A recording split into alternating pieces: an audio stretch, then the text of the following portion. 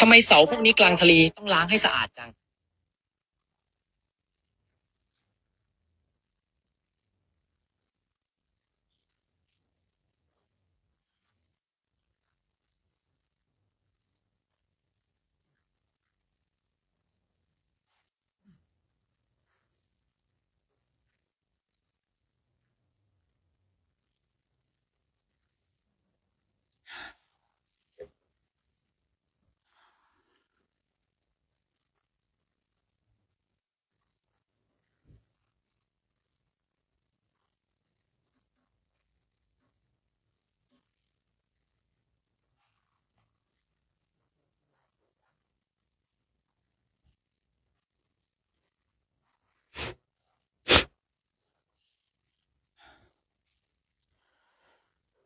1 2 1 2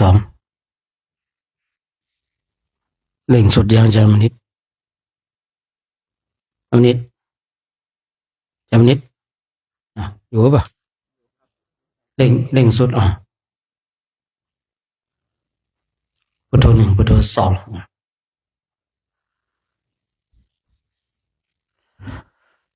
มีคำเก่าว่าถึงแม้ฝนจะตกทั่วฟ้าแต่ก็ไม่มีประโยชน์กับหญ้าที่ไร้รากไปได้ยินได้ฟังมาแล้วก็นำมาพิจารณาปกติฝนตกแล้วในหญ้านี่ชอบอกชอบใจชุ่มฉ่ำเขียวกระจีนะแต่ฝนนั้นก็จะไม่มีประโยชน์กับหญ้าที่ไร้รากเปรียบเสมือนกับบุคคลที่เกิดมาแล้วได้ยินได้ฟังได้เจอพระสัทธรรมคำสั่งสอนแต่ว่าตนเองเป็นคนผ่านธรรมะที่พระเจ้าทรงแสดงถึงแม้ว่าจะมีประโยชน์สามารถนำสัตว์นี้ออกจากห้วงวัฏสงสารได้แต่จะไร้ประโยชน์กับบุคคลที่เป็นคนผ่านคนผ่านนั้นไม่สามารถที่จะเข้าใจในพระสัทธรรมได้พระสัทธรรมคำสอนที่พระองค์ทรงแสดงนั้นเหมาะสำหรับบัณฑิตนั้นเนี่ยสามารถนำหลักธรรมไปฝึกฝนอบรมจนสามารถทำให้ตนเองรู้แจ้งในพระสัทธรรมที่พระองค์ทรงแสดงส่วนคนพาลนั้นเนี่ยสามารถจะดีขนาดไหนประเสริฐสนัดขนาดไหนก็ยากเหลือเกินที่จะเข้าใจเพราะว่าคนพาลนั้นไม่ได้สนใจและใส่ใจถึงแม้ว่าพระพุทธเจ้าจะอยู่ตรงหน้าก็ตามก็ไม่ใส่ใจและสนใจในอย่างเราเนี่ยขึ้นชื่อว่าเป็นบัณฑิตที่ยังสนใจในพระสัทธรรมคำสั่งสอนถึงแม้ว่ายังไม่สามารถจะทำมรรคผลนิพพานให้แจ้งแต่ก็พยายามที่ทำให้แจ้งพระพุทธเจ้าไม่สามารถที่จะเปลี่ยนแปลงกรรมวิบากของใครได้พระองค์ทรงตรัสไว้พระพุทธเจ้าไม่สามารถที่จะดลบันดาลให้คนทั้งหลายได้บรรลุธรรมได้พระองค์เป็นผู้ที่ชี้แนะแนวทางบอกทางเท่านั้นแต่เรื่องมรรคผลนิพพานนั้นเป็นเรื่องของบัณฑิตเท่านั้น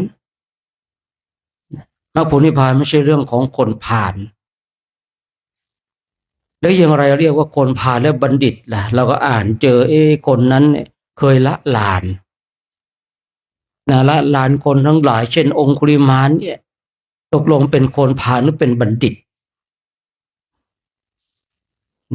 ตกลงเนี่ยองคุลิมานเนี่ยเป็นคนผ่านหรือเป็นบัณฑิตในเบื้องต้นเป็นบัณฑิตในเบื้องต้นเป็นบัณฑิตเกิดมาแล้วเป็นอหิงสกะเนี่ยได้เรียนศิลปวิทยากับอาจารย์เป็นผู้ที่ไม่คิดจะเบียดเบียนสัตว์ทั้งหลายนี่เราเป็นบัณฑิตแต่เมื่อได้ศึกษาศิลปวิทยาแล้วอาจารย์อิจฉาลูกศิษย์ทั้งหลายที่อยู่ในสำนักเดียวกันก็อิจฉา ก็เลยออกอุบายให้ไปฆ่าคน ตอนนี้เป็นคนพาลแล้วทีแรกเป็นบัณฑิตแล้วกลายเป็นคนพาลพอเจอพระพุทธเจ้าจากบัณฑิต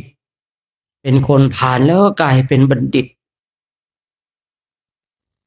ตอนที่ไม่ได้เจอพระพุทธเจ้าตอนที่เป็นคนพาลนั้นเนี่ยคือพาลเต็มร้อยนะคือเราต้องเข้าใจในการกระทำของคนใช่ว่าผ่านคนเป็นคนผ่านก็จะผ่านตลอดใช่ว่าเป็นบัณฑิตก็จะเป็นบัณฑิตตลอดคนพาลและเป็นคนพาลหรือว่าบัณฑิตนั้นขึ้นอยู่กับการกระทำของตัวของเราเองไม่ใช่ว่าจุดเริ่มต้นเป็นบัณฑิตมันก็จะเป็นบัณฑิตตลอดเปล่าเลยนะขึ้นต้นด้วยเป็นคนพาลก็จะพาลตลอดเลยเปล่าเลยอยู่ที่การกระทำฉะนั้นนะบางคนบางท่านว่าอ้าวแล้วอ่านเจอในพระไตรปิฎกหลายๆคนเนี่ยเป็นคนพาลมาก่อนแนะนำให้คนทั้งหลายทำผิดตนเองก็หลงผิดแล้วทำไมเขายังมารู้ธรรมคือในขณะที่เขาทำในสิ่งนั้นขึ้นชื่อว่าเป็นคนพาลแต่ถ้าได้ยินได้ฟังหลักธรรมคำสั่งสอนแล้วยังยึดในทิฏฐิของตนเองอยู่อันนี้คือพาลต่อไปแต่ถ้าได้ยินได้ฟังในหลักธรรมคำสั่งสอนแล้วเนี่ยปรับทิฏฐิของตนเองได้เอาเนี่ยจากพาลแล้วกลายเป็นบัณฑิตและชีวิตของเราเนี่ยบางทีมันขึ้นอยู่กับการกระทำของเราเองนะว่าตัวของเราเนี่ยจะสนใจใส่ใจธรรมะที่พระเจ้าทรงแสดงมากน้อยขนาดไหนถูกต้องแล้วที่พระองค์ทรงว่าธรรมที่พระองค์ทรงแสดงนั้นไม่เหมาะสำหรับคนพาลคนพาลจะไม่เข้าใจในพระสัทธรรมที่พระองค์ทรงแสดงมีมากเหลือเกินในสมัยครั้งพุทธกาลที่คนทั้งหลายเนี่ยไม่ได้สนใจใส่ใจยึดทิฏฐิมานะของตนเองอย่างอาจารย์สัญชัยเนี่ยอาจารย์สัญชัยเนี่ยรู้แล้วยังไม่ไปนะไม่ไปฟังธรรมเลยเนาะเหมือนจะเป็นบัณฑิตแต่ก็ไม่ใช่บัณฑิตเหมือนจะนะเนี่ยคือเป็นอาจารย์คณาจารย์ที่ยิ่งใหญ่คนทั้งหลายได้รู้จักยังจัดอยู่ในหนึ่งของคณาจารย์ใหญ่ทั้ง6นะครูทั้ง6เนี่ยยังมีอาจารย์สัญชัยปริภาชกรวมอยู่ในนั้นด้วย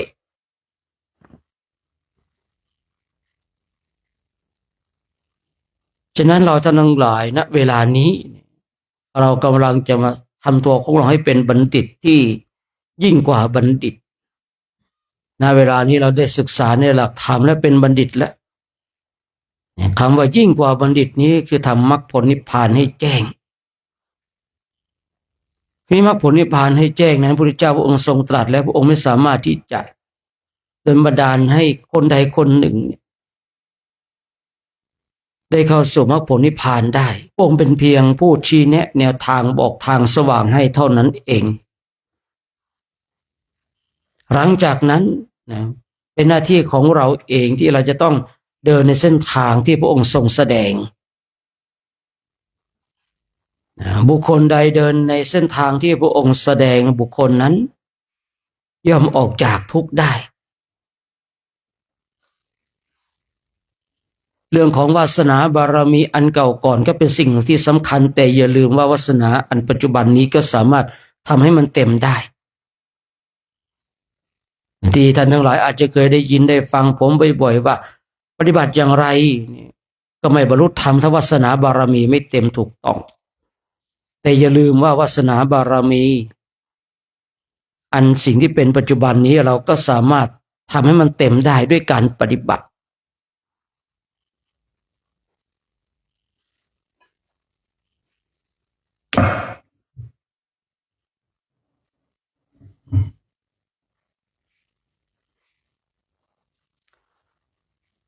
คือถ้าเรามัวแต่มุ่งว่าหวังที่จะรอวาสนาบารมีตั้งแต่ในอดีตเนี่ย บางทีก็หมดโอกาสนะเราอย่าลืมว่าวาสนาบารมีอันเป็นปัจจุบันนี้เนี่ยก็สามารถที่จะนำพาให้เราเข้าสู่อริยมรรคอริยผลได้นะเช่นในชาตินี้ขอประทานไปเช่นในอดีตชาติเราสร้างบารมีมาแล้วถึง5นะปฏิบัติในชาตินี้แค่นิดหน่อยแล้วก็โอ้สงสัยบารมีของเรายังไม่เต็มอย่างนี้นะแต่ว่าในอดีตชาติเราสร้างบารมีมาถึง5แล้วจุดที่5แล้วชาตินี้เราก็เร่งค้นขวายทำอย่างเต็มที่ในอีก5ที่มันจะเต็ม10นี่ก็สามารถเต็มได้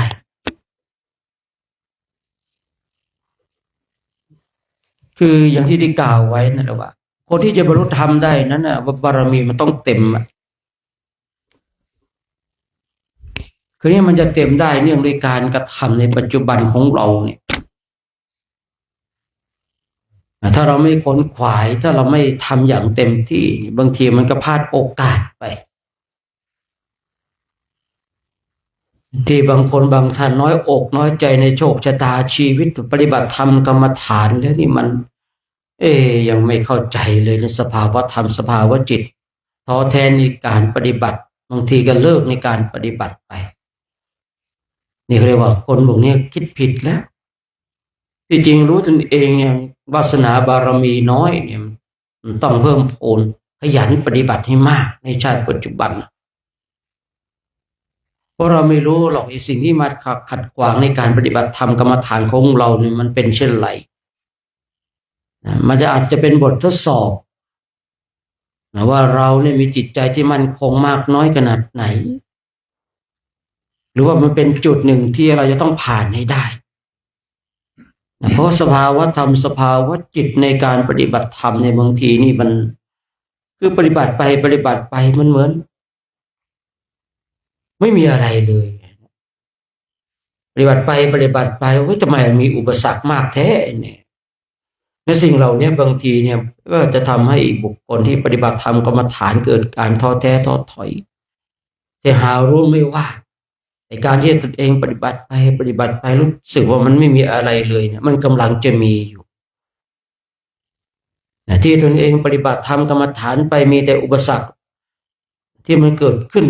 มาขัดขวางเราเนี่ยเราก็คิดว่าทำไมนักปฏิบัติธรรมเนี่ยมีอุปสรรคมากแต่ที่ไหนได้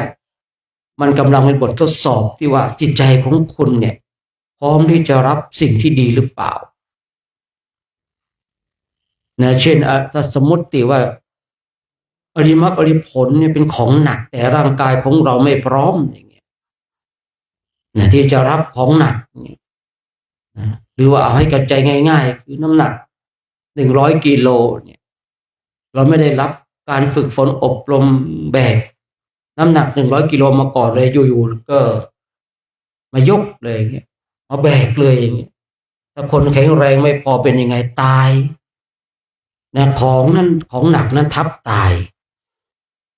ในการที่เราฝึกฝนอบรมเนี่ยมันเจออุปสรรคแล้วมันถูกต้องแล้วในศาสนานี้ที่ผมเคยคุยว่ายิ่งถ้าเราฝึกฝนอบรมปฏิบัติธรรมกรรมฐานแล้วเนี่ยมันเจออุปสรรคยิ่งใหญ่มากเหลือเกินนั่นแสดงว่าสิ่งที่รอเราอยู่เนี่ยมันหอมหวานเสมอนะสิ่งที่เรามันดีเสมอแต่สาระสำคัญคือเราสามารถฟันฝ่าอุปสรรคนะตรงจุดนี้ไปได้หรือเปล่านี่แหละคือสาระสำคัญที่ได้กล่าวว่ามีคนมากเหลือเกินนะที่พอมาฝึกปฏิบัติไปแล้วก่อนหน้านั้นโอ้ยสภาวะธรรมสภาวะจิตดีเหลือเกินเนี่ยจิตนี่มันชัดเจนเข้าใกล้แล้วในจิตของตนเองมันบอกตัวเองเข้าใกล้แล้วนะฝึกไปฝึกมาไปรู้สึกว่ามันไม่มีอะไรไม่ได้อะไรเลยสำหรับบางรูปนะบางรูปก็ฝึกไปฝึกมาโอ้โหอุปสรรคมันมากเหลือเกินไม่เหมือนแรกๆเลยตนเองก็คิดว่าตนเองคงไม่ได้อะไรละเลิกในการปฏิบัติมีมากในลักษณะเช่นนี้ทีนี้เราฝึกฝนอบรมถ้าฝึกฝนอบรมอย่างจริงจังมาเจอในสภาวะแบบนี้นะ ให้เรามุ่งต่อไปทนต่อไปภาคเพียรภาวนานึกไว้ว่าคนจะล่วงความทุกข์ได้เพราะความเพียรความเพียรเป็นกิจที่ต้องทำในวันนี้ใครจะรู้ความตายแม้ที่วันพรุ่งนี้แต่ถ้าเราเจออุปสรรคเช่นนี้นะบอกตนเองเลยนะคนจะร่วงทุกข์ได้เพราะความเพียรเนี่ยความเพียรพยายามทำไปฝึกฝนอบรมไปคือเราอย่าไปรอแต่วาสนาอันเก่าก่อนอย่างเดียวเราต้องทำวาสนาในปัจจุบันนี้ให้ดีให้มากถ้าเราทำวาสนาบารมีของเราในชาตินี้ให้มากให้เต็มในชาตินี้ก็สบายทั้งนี้ทั้งนั้นเราต้องรู้ด้วยว่าเราไม่เคยตั้งจิตอธิษฐานในความเป็นพระพุทธเจ้าความเป็นสาวกซ้ายขวาและพระอสีติมหาสาวกหรือว่าคนสำคัญในศาสนาอันนี้ต้องแยกประเด็นออกไปนะถ้าแยกประเด็นตรงนี้ออกไปแล้วเนี่ยฝึกฝนอบรมให้เต็มที่ไม่ต้องรอว่าชาตินี้วาสนาไม่ดีคงไม่มีวาสนาได้บรรลุธรรมแค่คิดก็ผิดแล้วคือมาถึงตรงจุดนี้นี่บอกแค่คิดก็ผิดแล้วว่าตนเองคงมีวาสนาหรอกไม่ทันไรแล้วตัดความคิดของตนเองตัดอริยมรรคอริยผลแล้วเนี่ยเมื่อตนเองตัดความมีความคิดตัดอริยมรรคอริยผลเช่นนี้แล้วก็ไปไม่ถึงพอฝึกปฏิบัติไปเนี่ยจิตมันไม่มีกำลังจิตมันไม่อาจหาญเมื่อจิตไม่มีกำลังจิตไม่อาจหาญปุ๊บเนี่ยมันก็จะทำให้เราเนี่ยละความเพียรไปเนี่ยเรามาเริ่มต้นให้ทานดีกว่าเนี่ยมาจุดเริ่มต้นอีกแล้วมาจุดเริ่มต้นของศาสนาคือทานถ้าเราฝึกฝนอบรมไปภาคเพียรภาวนาไปเนี่ยถ้าเราฝึกฝนอบรมไปแล้วเนี่ยบางทีสงสัยไม่ได้บรรลุธรรมแล้วเรากลับมาที่ทานเหมือนเดิมก็จุดเริ่มต้นนะเพราะทานการทำบุญสุนทานเป็นจุดเริ่มต้นของศาสนาพระพุทธเจ้าของเราในข่าวที่พระองค์ได้รับคำพยากรณ์แล้วคิดถึงทานบารมีก่อนเมื่อเราฝึกฝนอบรมไปแล้วคงไม่มีวาสนาได้บรรลุธรรมแล้วกลับมาที่การให้ทานกลับมาที่การให้ทานแล้วเองก็กลับมาจุดเริ่มต้นแต่ก็มีครูบาอาจารย์อีกหลายๆรูปนะที่ฝึกฝนอบรมอย่างเต็มที่แล้วที่ตนเองไม่ได้บรรลุธรรมเลยกลับมาให้การให้ทานนะเพราะว่าทานมันเป็นเบื้องต้นถ้าไม่มีกำลังของทานบารมีนี่ก็ลำบากในการบรรลุธรรมผมเองเคยคุยว่าถ้าไม่มีกำลังของทานบารมีไม่มีสิทธิ์ได้บรรลุธรรมแต่คราวนี้บางคนบางท่านเอาอ่านเจอในพระไตรปิฎกแม้แต่ลูกศิษย์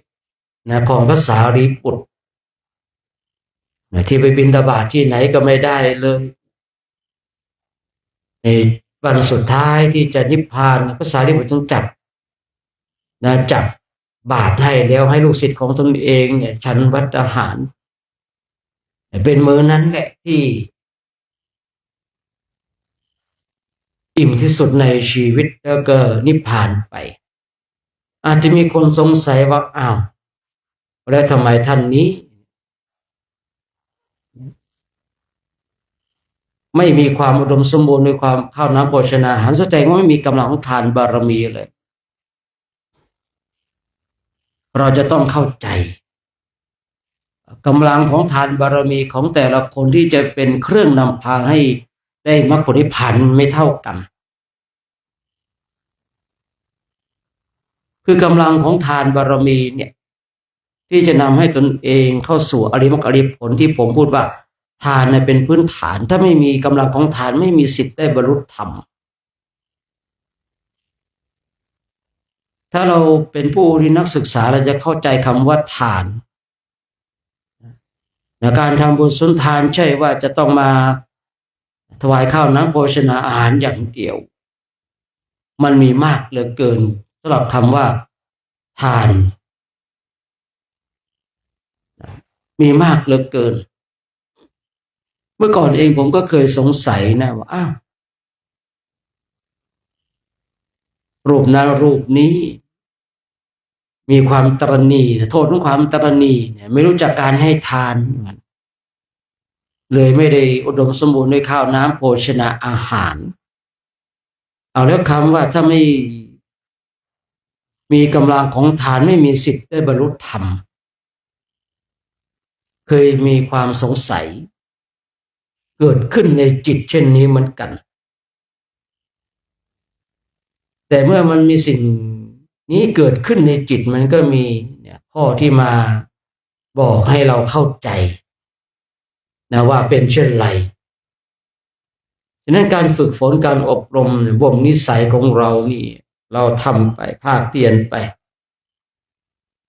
อย่าไปแบบชาตินี้คงไปไม่ถึงหรอกมรรคผลนิพพานนะอย่าให้ความคิดเช่นนี้มาตัดรอนในการปฏิบัติธรรมกรรมฐานเพราะผมเจอมากเหลือเกินที่คนก็บอกโอ้ยมันไม่มีหรอกมรรคผลนิพพานไม่มีหรอกพระอรหันต์ขอประทานอภัยปัจจุบันนี้ไม่มีหรอกฝึกปฏิบัติกันเนี่ยไม่มีหรอกที่จริงมันมีอยู่นะเพราะว่าบางคนบางท่านไปเจอบุคคลที่พูดเช่นนี้บางทีคนนั้นมี power ทางสังคมอย่างสมมติว่าเรานับถืออาจารย์ท่านนี้นะเก่งมีคนรู้จักมากท่านคุยเราเนี่ยไปไม่ถึงกันหรอกปฏิบัติธรรมกรรมฐานเนี่ยต้องสร้างบารมีก่อนเนี่ยเมื่อเราละความเพียรแล้วถึงแม้ว่าบารมีมันเกือบจะเต็มมันก็ไม่เต็มแหละ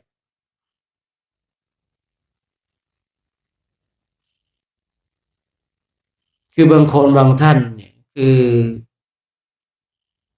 บารมีเนี่ยในเก่าก่อนมีมากแต่ความเพียรในชาติปัจจุบันมีน้อยก็ไม่มีโอกาสที่จะได้บรรลุธรรมและบางคนเนี่ยวาสนาเก่าก่อนมีน้อยแต่ในชาติปัจจุบันเนี่ยรีบเร่งขนขวายภาคเพียรก็มีโอกาสน้ำในตุ่มเนี่ยเราตักใส่มันก็เต็มแต่ถ้าเราตักใส่ถ้าปล่อยให้มันหยดลงทีละหยดกว่ามันจะเต็มก็นานแต่ถ้าเราตักเป็นขันขึ้นมาเนี่ยแล้วขันใหญ่ขึ้นมาเนี่ยแป๊บเดียวมันก็เต็มชั้นใดก็ชั้นนั้นในการปฏิบัติธรรมกรรมฐานของเราเองก็เหมือนกัน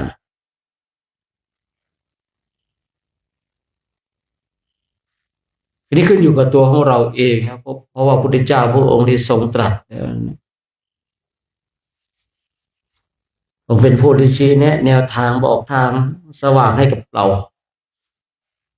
หลังจากนั้นขึ้นอยู่กับตัวของเราเองว่าเราจะเดินไหมในเส้นทางของมรรคผลนิพพานถ้าเราเดินในเส้นทางของมรรคผลนิพพานตั้งหน้าตั้งตาในการปฏิบัติไม่ละเลยไม่ทอดทิ้งในการปฏิบัติใครจะว่ามรรคผลนิพพานเนี่ยไม่มีหรอกปัจจุบันนี้ใครจะว่าพระอรหันต์ไม่มีหรอกในปัจจุบันนี้การฝึกปฏิบัติเนี่ยแบบนี้ไปไม่ถึงหรอกเราต้องมีความเชื่อมั่นต้องหนักแน่นในการฝึกในการปฏิบัติถ้าเราไม่หนักแน่นแล้วเนี่ยยอมถ้าเจอบัณฑิตมันก็ดีนะแต่ถ้าไปเจอคนพาลขึ้นมาล่ะในคราบของนักบวชเราอย่าคิดว่าไอ้นุ่งผ้ากาสายยะโกนหัวแล้วเนี่ยจะเป็นบัณฑิตเสมอไปนะเราอย่าคิดว่านุ่งผ้ากาสายยะแล้วโกนหัวแล้วจะเป็นบัณฑิตเสมอไปเนี่ยจะเป็นบัณฑิตทุกคนเนี่ยเปล่าเลยนะมีมากเหลือเกินที่เป็นคนพาลถึงแม้ว่าจะนุ่งผ้ากาสายยะใช่ว่าบุคคลที่นุ่งผ้ากาสายยะแล้วจะเป็นบัณฑิตทุกคนเปล่าเนี่ยคราวนี้บางคนบางท่านเนี่ยเราเนี่ยโอ้ยนับถืออาจารย์ท่านนี้เนี่ยท่านไปพูดไปบอกเนี่ย ก็เลยทำให้เราพลาดโอกาสไปจิตใจไม่หนักแน่นในการปฏิบัติทำกรรมฐานเราจะต้องหนักแน่นจะต้องมั่นคงถ้าเราไม่มีหลักเนี่ยมันจะลำบากในการฝึกฝนเพราะว่าการฝึกฝนอบรมจิตตภาวนาเท่าที่ผมสังเกตดูจิตของตนเองและประสบการณ์ของชีวิตยิ่งปฏิบัติเนี่ยอุปสรรคยิ่งมากท่านทั้งหลายยิ่งปฏิบัติเนี่ยเหมือนมีคนเนี่ยมาขัดขวางเรามาทดสอบเรามาเบียดเบียนเรายิ่งปฏิบัติมากนะครับยิ่งเจอสิ่งเหล่านี้มากหรือว่าจะเป็นวาสนาของผมหรือเปล่าก็ไม่รู้นะแต่ผมก็พูดคุยกับครูบาอาจารย์หลายๆท่านว่าทำไมนักปฏิบัติทำกรรมฐานเนี่ยที่ปฏิบัติอย่างจริงจังแล้วเวลาปฏิบัติไปถึงจุดนี้อุปสรรคมากคนต้องรอยนี่ก็ใส่ร้ายป้ายสีเจออุปสรรคมากเหลือเกินเลยท่านก็บอกว่าเป็นปกติทีแรกผมก็คิดว่าทำไมเราปฏิบัติทำกรรมฐานยิ่งปฏิบัติแล้วอุปสรรคมันมากเหลือเกินทำไมกรรมของเรามีเยอะนะคิดจะได้โทษถึงเรื่องของกรรมนะเนี่ยแต่พอไปเจอครูบาอาจารย์ได้หลายท่านเขาบอกมันปกตินะปกติเนี่ยยิ่งปฏิบัติธรรมกรรมฐานนะครับอุปสรรคมากเหลือเกินนะสารพัดเลยท่านทั้งหลายมาหลายรูปแบบฉะนั้นเราจะต้องมีหลักของเราให้ดีหลักของเราต้องมั่นคงอย่าไปงอนแง่นคอนแกนเถอะนะถ้าเรางอนแง่นคอนแกนพอเจออุปสรรคแล้วเราก็กลายเป็นบุคคลที่ละความเพียรไปเมื่อเราละความเพียรแล้วถามว่าจะถึงมรรคผลนิพพานหรือเปล่าพระพุทธเจ้าองค์ก็ทรงตรัสไว้ชัดเจนอยู่แล้วคนจะร่วงทุกข์ได้เพราะความเพียรถ้าเราละความเพียรเราจะไปถึงหรือเปล่าล่ะเนี่ยพระพุทธเจ้าทรงตรัสหนึ่งไม่มีสองอย่างเราบางทีอาจจะคาดว่าแต่พระองค์ไม่พระองค์ตัดสิ่งใดเนี่ยสิ่งนั้นต้องเป็นหนึ่งเสมอไม่มีคำว่าอาจจะคาดว่าจะเกิดขึ้นกับพระพุทธเจ้าพระเจ้าเองพระองค์ก็ทรงตรัสด้วยตัดหนึ่งไม่มีสองฉะนั้นในคำที่พระองค์ทรงได้พูดได้ตรัสไว้ว่าคนจะร่วงทุกข์ได้เพราะความเพียรพระองค์ยังเตือนอีกว่าให้เราไม่ประมาทความเพียรเป็นกิจที่ต้องทำในวันนี้ใครจะรู้ความตายไม่ในวันพรุ่งนี้คือพระองค์ทรงย้ำว่าคนจะร่วงทุกข์ได้เพราะความเพียรและก็อย่าให้เราประมาทว่าในวันพรุ่งนี้เราจะปฏิบัติธรรมกรรมฐานพระองค์สอนให้เราวันนี้แหละดีที่สุดคราวนี้ถ้าเราละเลยความเพียรขึ้นมาถามว่ามรรคผลนิพพานมันจะเกิดขึ้นไหมมันก็ไม่เกิดอย่างแน่นอนแต่ถ้าเราคิดคงไม่ถึงแล้วมรรคผลนิพพานเนี่ยแต่ทั้งที่สภาวะธรรมจริงๆมันมาในทิศทางที่ถูกต้องแล้วในเรื่องนี้นะทั้งหลายฝึกปฏิบัติธรรมกรรมฐานถามครูอาจารย์เนี่ยต้องครูบาอาจารย์ที่ชัดเจนถ้าคุณไปถามครูบาอาจารย์นี่ไม่ชัดเจนนะพาเราลงเหวเลยนะพาเราลงเหวเลยบางทีผมได้ยินได้ฟังใน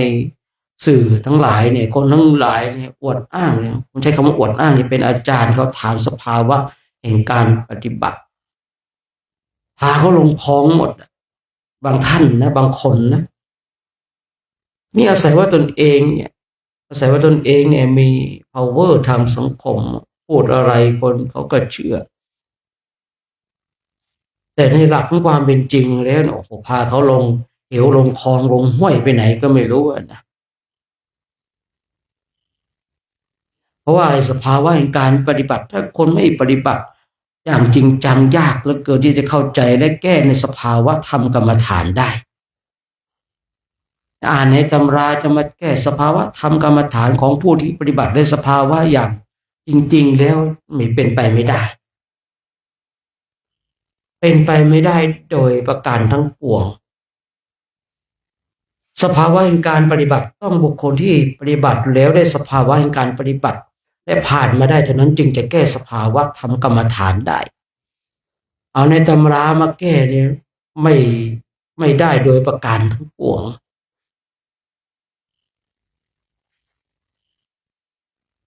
นั้นการฝึกปฏิบัติธรรมกรรมฐานเป็นสิ่งที่เราจะต้องมา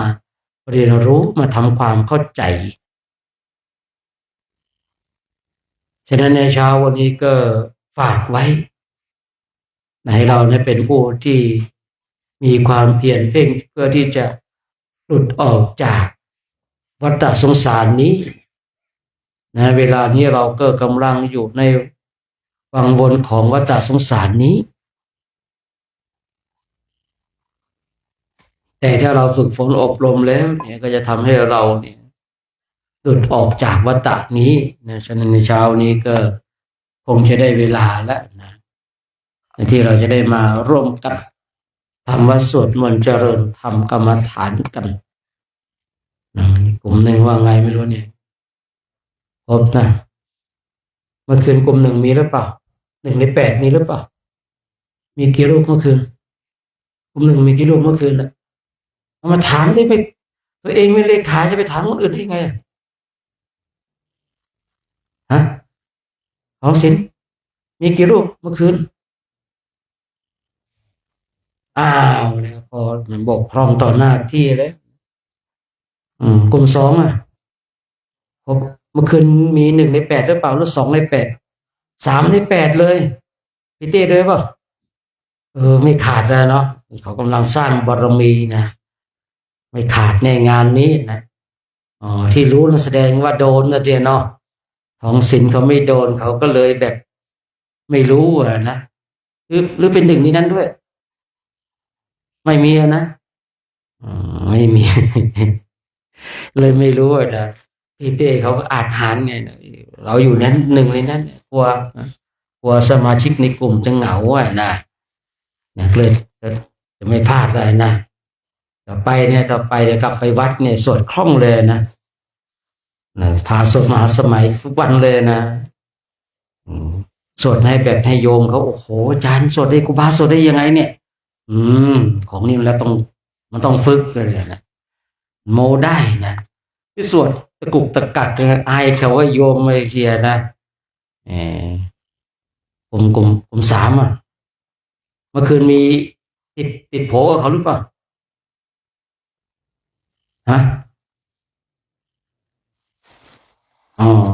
แดงว่าลูกก่อนไม่ได้ดูลูกน้องเลยนะไงก็เช็คลูกน้องบ้างนะ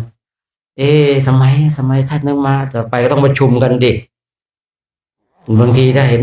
สมาชิกในกลุ่มมาช้าเกินเราเห็นโดนรู้สึกบ่อยแล้วก็ต้องประชุมกันในกลุ่มแล้วอันนี้ที่ถามไม่ใช่อะไรหรอกว่าคือถ้าต่อไปองค์รูปนี้มาแบบช้าบ่อยๆก็ต้องมีการประชุมกันในกลุ่มบ้างเป็นยังไงให้ช่วยเหลือได้อะไรไหมอย่างเงี้ยคือในกลุ่มของเราสมาชิกในกลุ่มของเราเนาะเช่นนี้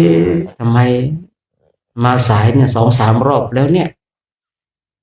จะให้ทางสมาชิกในกลุ่มช่วยเหลืออะไรไหมที่จะขับเคลื่อนไปให้ทันเขาอย่างเงี้ยนะอันนี้ที่ถามไม่ใช่อะไรหรอกเจตนาคืออยากจะให้คือถ้าว่ารู้สึกว่ากลุ่มของเราโดนบ่อยๆอย่างเงี้ยนะก็เลยจะได้ปรึกษากันว่าเราจะช่วยกันยังไงดีปรึกษากันให้สมาชิกในกลุ่มช่วยอะไรไหมช่วยไปเรียกด้วยช่วยน้ำสาดน้ำราดอย่างเงี้ยนะถ้าเห็นผมไม่ลุกนะช่วยน้ำราดให้ผมทีอย่างเงี้ยนะแค่2 ครั้งเท่านั้นครับครั้งที่3เสียงใครดังแก๊กๆเดินมาสะดุ้งเลยครับผมไม่ต้องรอนาฬิกาปลุกหรอกนะกลุ่ม4ล่ะครับเมื่อคืนติดโผฟังหมดหรือเปล่าติดกี่รูป4ครูบาวงด้วยหรือเปล่านั่นไงถ้าเลขาแบบนี้นะแสดงว่าโดนนะติดโผด้วยนะมาครูบาวงเขาก็จะไม่รอดเหมือนกันนะปฏิปทาเขาก็เราก็ต้องเป็น1ในนั้นนะ จะปล่อยให้เพื่อนสร้างบารมีคนเดียวได้อย่างไรเราต้องไปสร้างกับเขาด้วยจะไม่ค่อยพลาดกันนะจะไม่ค่อยพลาดในการสวดมนต์ยามค่ำคืนเนาะเอาละเนาะเดี๋ยวคงจะได้เวลาในการสวดมนต์ไหว้พระกันแล้วเนาะนี่จะได้ให้อาจารย์เลศได้นำพาสวดมนต์กันนะนิมนต์จะเน็ตเบาลงสักหน่อยเนาะ1 2 3 4น่าจะพอแล้วนะ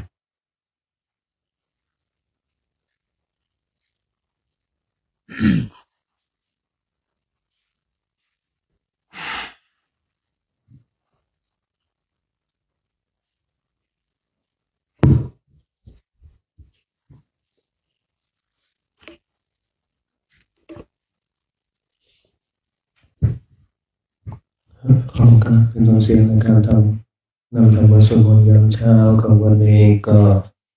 เราทั้งหลายก็นั่งคุกเข่าพนมมือขึ้นพร้อมกันแล้วก็ราก็ราก็รา แป๊บนึงนะแป๊บนึงไอ้ตัวเอาถุงพลาสติกออกเนาะเอาออกให้หมดเลยนะมันดังปึ๊บนิมนต์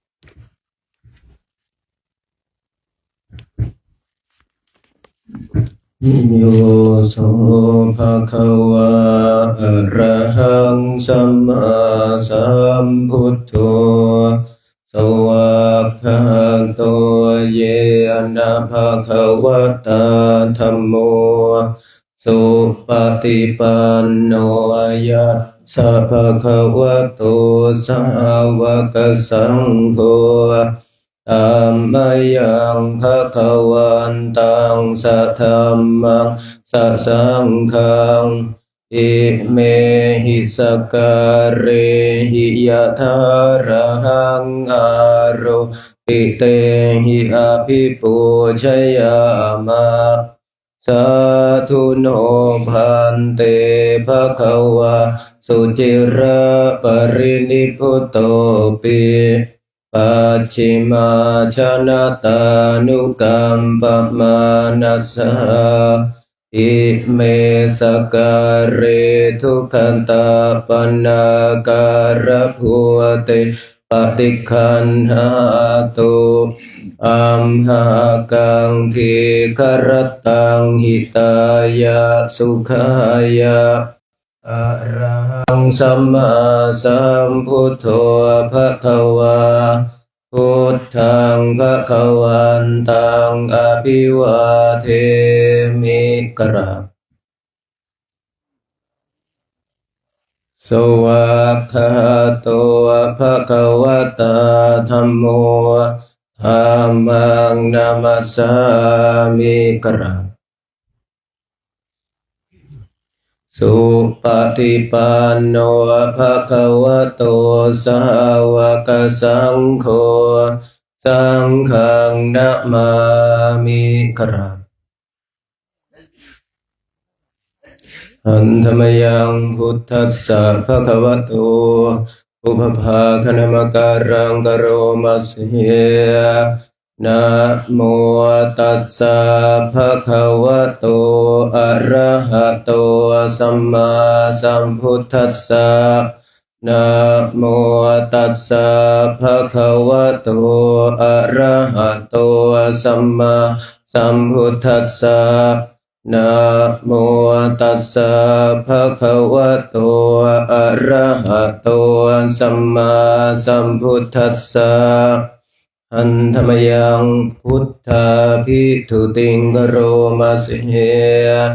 โยโสตถาคโตอะระหังสัมมาสัมพุทโธวิชชาจารณะสัมปันโนสุขโตโลกวิทูอนุตตโรปุริสธรรมสารทิสัทธาเทวมนุสสานังพุทโธภะคะวา โยอิมังโลกังสเทวกังสมรกังสัพพมมกังสัสสมณพรามณิงปัจจังสเทวมนุษย์สังสยังอภิญญาสัจฉิกาตวะปเวเทสิโยธรรมังเทเสสิอาทิกัลยานะมัจเชกัลยานังปริโยสานกัลยานังสัทธังสัพพยัญชนะเกวลปริปุณังปริสุทธังพระมจริยังปกาเสสิอะมหังภะคะวันตังอภิปูชยามิตมหังภะคะวันตังสิรสานะมามิกราบหันธรรมยังธรรมาภิทุติงกโรมาเสโยโสสวากขาโตภะคะวะตาธัมโมสันทิฏฐิโกอากาลิโกเอหิปัสสิโกโอปะนะยิโกปัจจัตตังเวทิตาโพ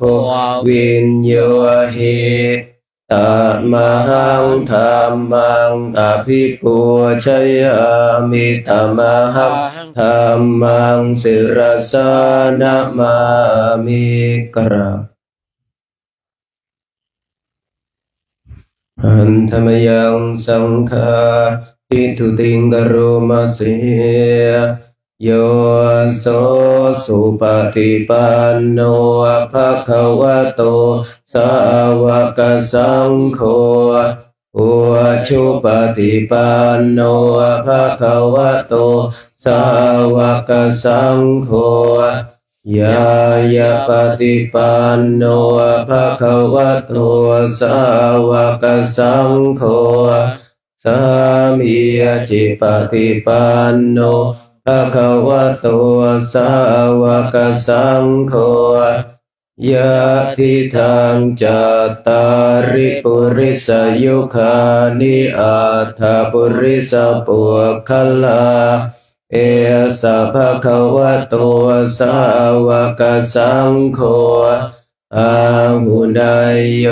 ปาหุนายโยทักขินายโย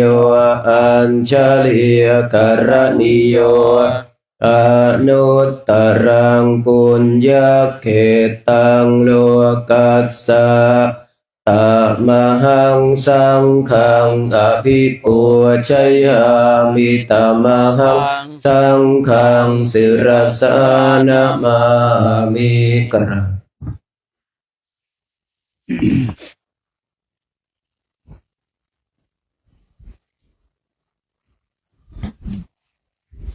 อันธรรมยังรัตนตยปนามคาทายโย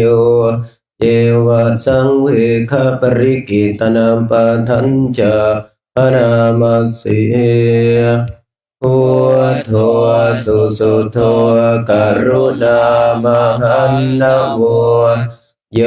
จันตสุทธาภรยานะโลจโนโลกัสสะปะปุปะกิเลสะคาตะโกวันธามิพุทธังอามาทะเรนตังธัมโมปะทิยโปวิยตัสสะสัทธุโนโยมัคคปะกามตะเพทะพินนโกโลกุตโรโยจตถาทธีปโนวันธามิธัมมังอามาทะเรนตังสังโฆสุเขตาภยติเขตสัญญิโตโยทิฏฐสันโตสุขตานุโภทโกโลลาปะหิโนอริโยสุเมทัสโส วันทามิสังขังอามาทะเร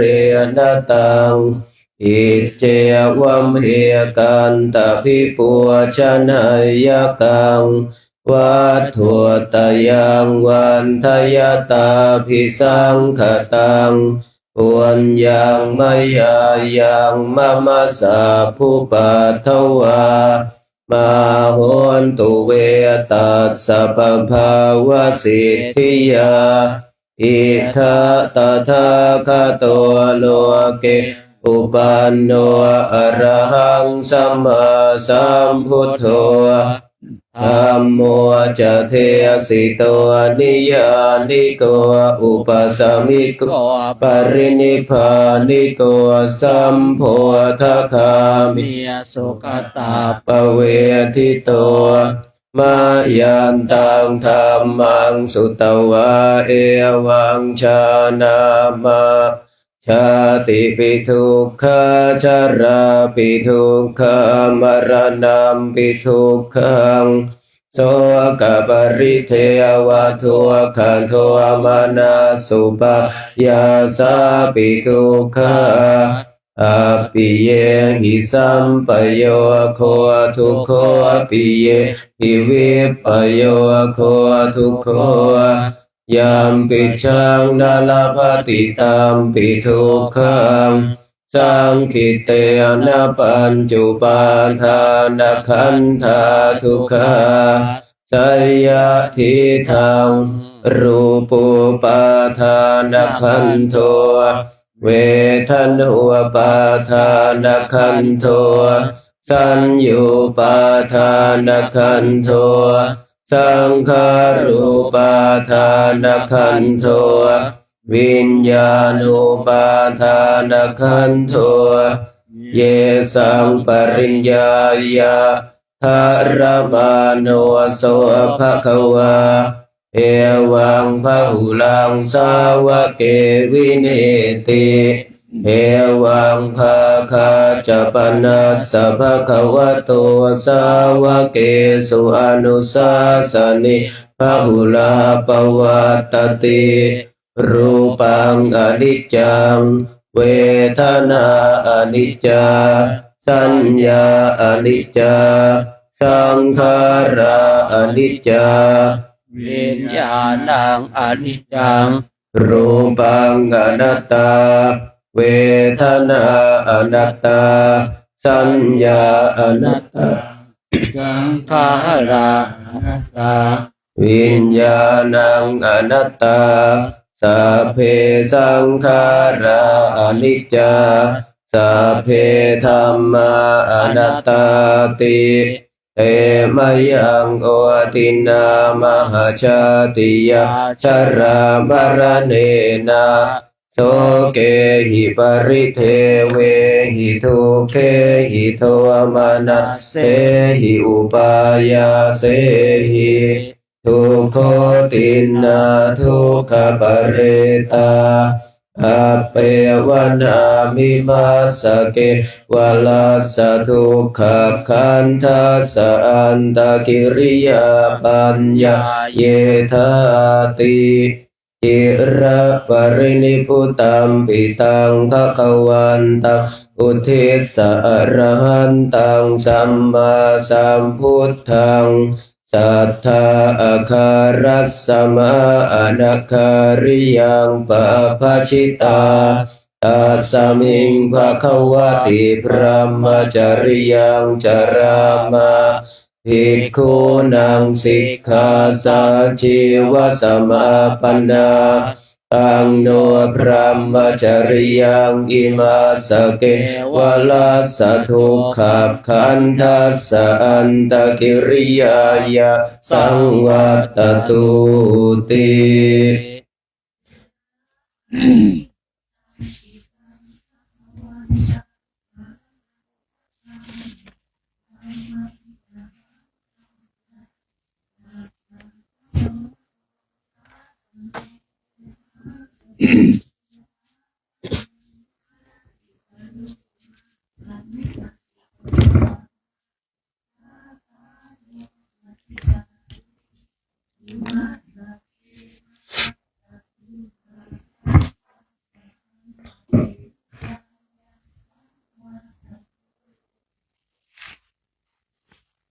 อันธรรมยังธาตุปฏิกุลปัจจเวคขณาปาทังพนามัสเสยะธาปัจจยังปวัตตมานังธาตุมัตตเมเวตังยะทิทังจีวรังตทุปะพวนชะโกจะปุคัลลุธาตุมัตตะโกนิสัตโตนิเชวสุญโยสัพพานิปนะอิมานิเจวรานิอาชิโกชนิยานิอิมังปุติกายังปัตตวะอติวิยาชิโกชนิยานิชายันติยถาปัจจยภวัตตมานังธาตุมัตตเมเวตังยะทิทังปินทปะโตตทุปะพุญชะโกจะปุคะโลธาตุมัตตะโกนิสัตโตนิเชวสุญโยสัพพปนายะปินทปะโตอาชิโคชนิโยอิมังปุถิกายะปันตวะอติวิยาชิโคชนิโยชายาติยถาปัจจยปวัตตมานังธาตุมัตตเมเวตังยะทิทังเสนาสนังตทุปะพวนชะโกจะปุคะโลธาตุมัตตะโกนิสัตโตนิเชวสุญโยสัพพานิปนะอิมานิเสนาสนานิอาจิคุชนิยานิอิมังปุติกายังปัตตวะอติวิยาชิโคชนิยานิชายันติยถาปัจจยังปวัตตมานังธาตุมัตตเมเวตังยะทิทังคิลานะปัจจยเพสัชปริคารุคุณชะโกจะปุคะโลธาตุมัตตะโกนิสัตโตนิเชวสัพพปนายังคิลานะปัจจยเพสัชปริคารุอาชิโกชนิโยอิมังปุติกายังปัตตวะอติวิยาชิโกชนิชายาตินะ51 52 53มุนติติสมุเอียงนะโมตัสสะภะคะวะโตอะระหะโตสัมมาสัมพุทธัสสะนะโมตัสสะภะคะวะโตอะระหะโตสัมมาสัมพุทธัสสะนะโมตัสสะภะคะวะโตอะระหะโตสัมมาสัมพุทธัสสะพุทธังเชียวิตังยาวนิพพานังสรณังคัจฉามิธัมมังเชียวิตังยาวนิพพานังสรณังคัจมิสังฆังเชียวิตังยาวนิพพานังสรณังคัจฉามิทุติยามปิพุทธังเชียวิตังยาวนิพพานังสรณังคัจฉามิทุติยามปิธัมมังเชียวิตังยาวนิพพานังสรณังคัจฉามิทุติยามปิสังฆังเชียวิตังยาวนิพพานังสรณังคัจฉามิตติยามปิพุทธังเชียวิตยาวนิพพานังสรณังคัจฉามิตติยามปิเชวิตังยาวนิพพานังสรณังคัจฉามิตติยามปิสังฆังเชวิตยาวนิพพานังสรณังคัจฉามิโยจักขุมาโมหะมลาปะกาโทสามังวะสุขโตวิมุตโตมาราสัมปัสสาวินิโมจยันโต ปาเปสิงเขมังชนะตังวินัยยังพุทธังวรันตังสิรสนามามิโลกาสนาทันจวินายกันจตันเตชะสะเตชะยเสียทิหัวตุสัพพันตรายะจวินาสเมนตุธรรมโมทัชโชโยวิยตาสัสสัตเสสิโลกาสวิสุติมัคขังนิยานิโกธรรมธาราสันธาริสันตาวะโหสันติกโรสุจินโนธัมมังวรันตังสิรสานามามิโมหะปะทาลาอุปสันตถาหังตันเตชะสะเตชะยสิเทหัวตุสัพพันตรายะจวินาสเมนตุสัทธรรมเสนาสุขตานุโคโยโลกาสปะปุปะกิเลสเชตาสันโตสยังสันตินิโยจักขุจัสวะคาตธรรมังวิทิตังกโรติสังฆวรันตังสิรสานามามิพุทธานุพุทธังสมเสียละทิทิงตันเตชะสะเตชะยสิทธิหัวตุสัพพันตรายาจวินาสเมนตุสัมพุทเทอาทวีสันจะทวาทัสสันจะสหัสสะเกปัญจะสัตตสหัสสานินัมมมิสิรสาอาหังเตสังธรรมันจะสังขันจะทะเรนะนัมมามิหังนามการานุภาเวนะหันตวาสัพเพอุปัฏฐเวอเนกาอันตรายะปิวินาสันตุอาเสสตุสัมพุทเทปัญจปัญญาสันจะจตุวิสันติสหัสสะหัสสะสันตสหัสสานินามามิสิรสาอาหังเตสังธรรมันจะสังขันจะอาทะเรนะนามามิหังนามการานุภาเวนะหันตวาสัพเพอุปัฏฐเวอเน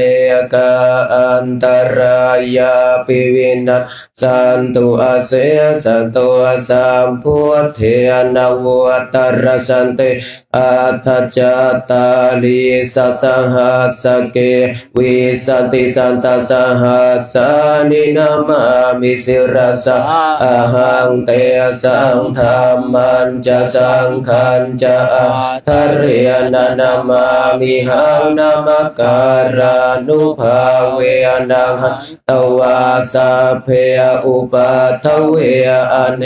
กาอันตรายาปิวินาสันตุอาเสสัตโตนะโมอะระหะโตสัมมาสัมพุทธัสสะมะเหสิโนนะโมวัตานุมาสัสสวะคาตาเสวะเตอนิธานโมมหาสังฆาสาปิวิสุทธาสีลทิทิโนนะโมโอมาตยาราธาสรตนาตยาสัสสะทุกขังนะโมโอมากาติยตาสันตาสวัทุตยาสปินะโมการะปะภาเวนะวิคัจฉันตุอุปัฏฐวานะโมการานุภาเวนะสุวัตติโหตุสัพพทานะโมการัสสันเตเชนะวิธิมหิโหมิเตชวาพระหูเทวามนุสสาจะมังคลานิอจินตยุอากังขมานะโสธานังพรหิมังคลมุตตมังอเสวนาจะพาลานังปันทิตานันจะเสวนาปุชาจะปุชนิยานังเอตัมมังคารมุตตมังปฏิรูปเท สวาโสจะพุเพจะกตปุญญาตาอัตตสัมมาปณิทิจะเอตัมมังคลมุตตมังพาหุสัจจันจะสิปัญจวินโยจะสุเสียกิโตสุภาสิตาจยาวาจาเอตัมมังคลมุตตมังมาตาปิตุอุปาทานตัวตันทาราสสังฆโหอนากุลาจกรรมันตาเอตัมมังคารโมตตมังทานันจะธรรมจริยาจยาตกะนันจะสังฆโหอนาวาชานิกรรมานิเอตัมมังคลมุตตมังอารติยวิรติยปาปะมัชฌปานาจะสัญญโมอาปมาโทจะธรรมเมสุเอตัมมังคลมุตตมังคารวะจะนิวาโตจะสันตุทิจะกตัญญูตากาเลนะธรรมัสสวนังเอตัมมังคลมุตตมังคันติจะโสวัจจะสันตาสมนานันจะทัสสนังกาเลนะธรรมัสสะกัจจาเอตัมมังคลมุตตมังตโปจะพรหมจริยันจะอริยสัจจานัทธัสสนะนิพพานัสสะชิกิริยาจะเอตัมมังคลมุตตมังพุทธัสสะโลกธรรมเมหิจิตตังยัสสนกัมปติอโศกังวิรัชเขมังเอ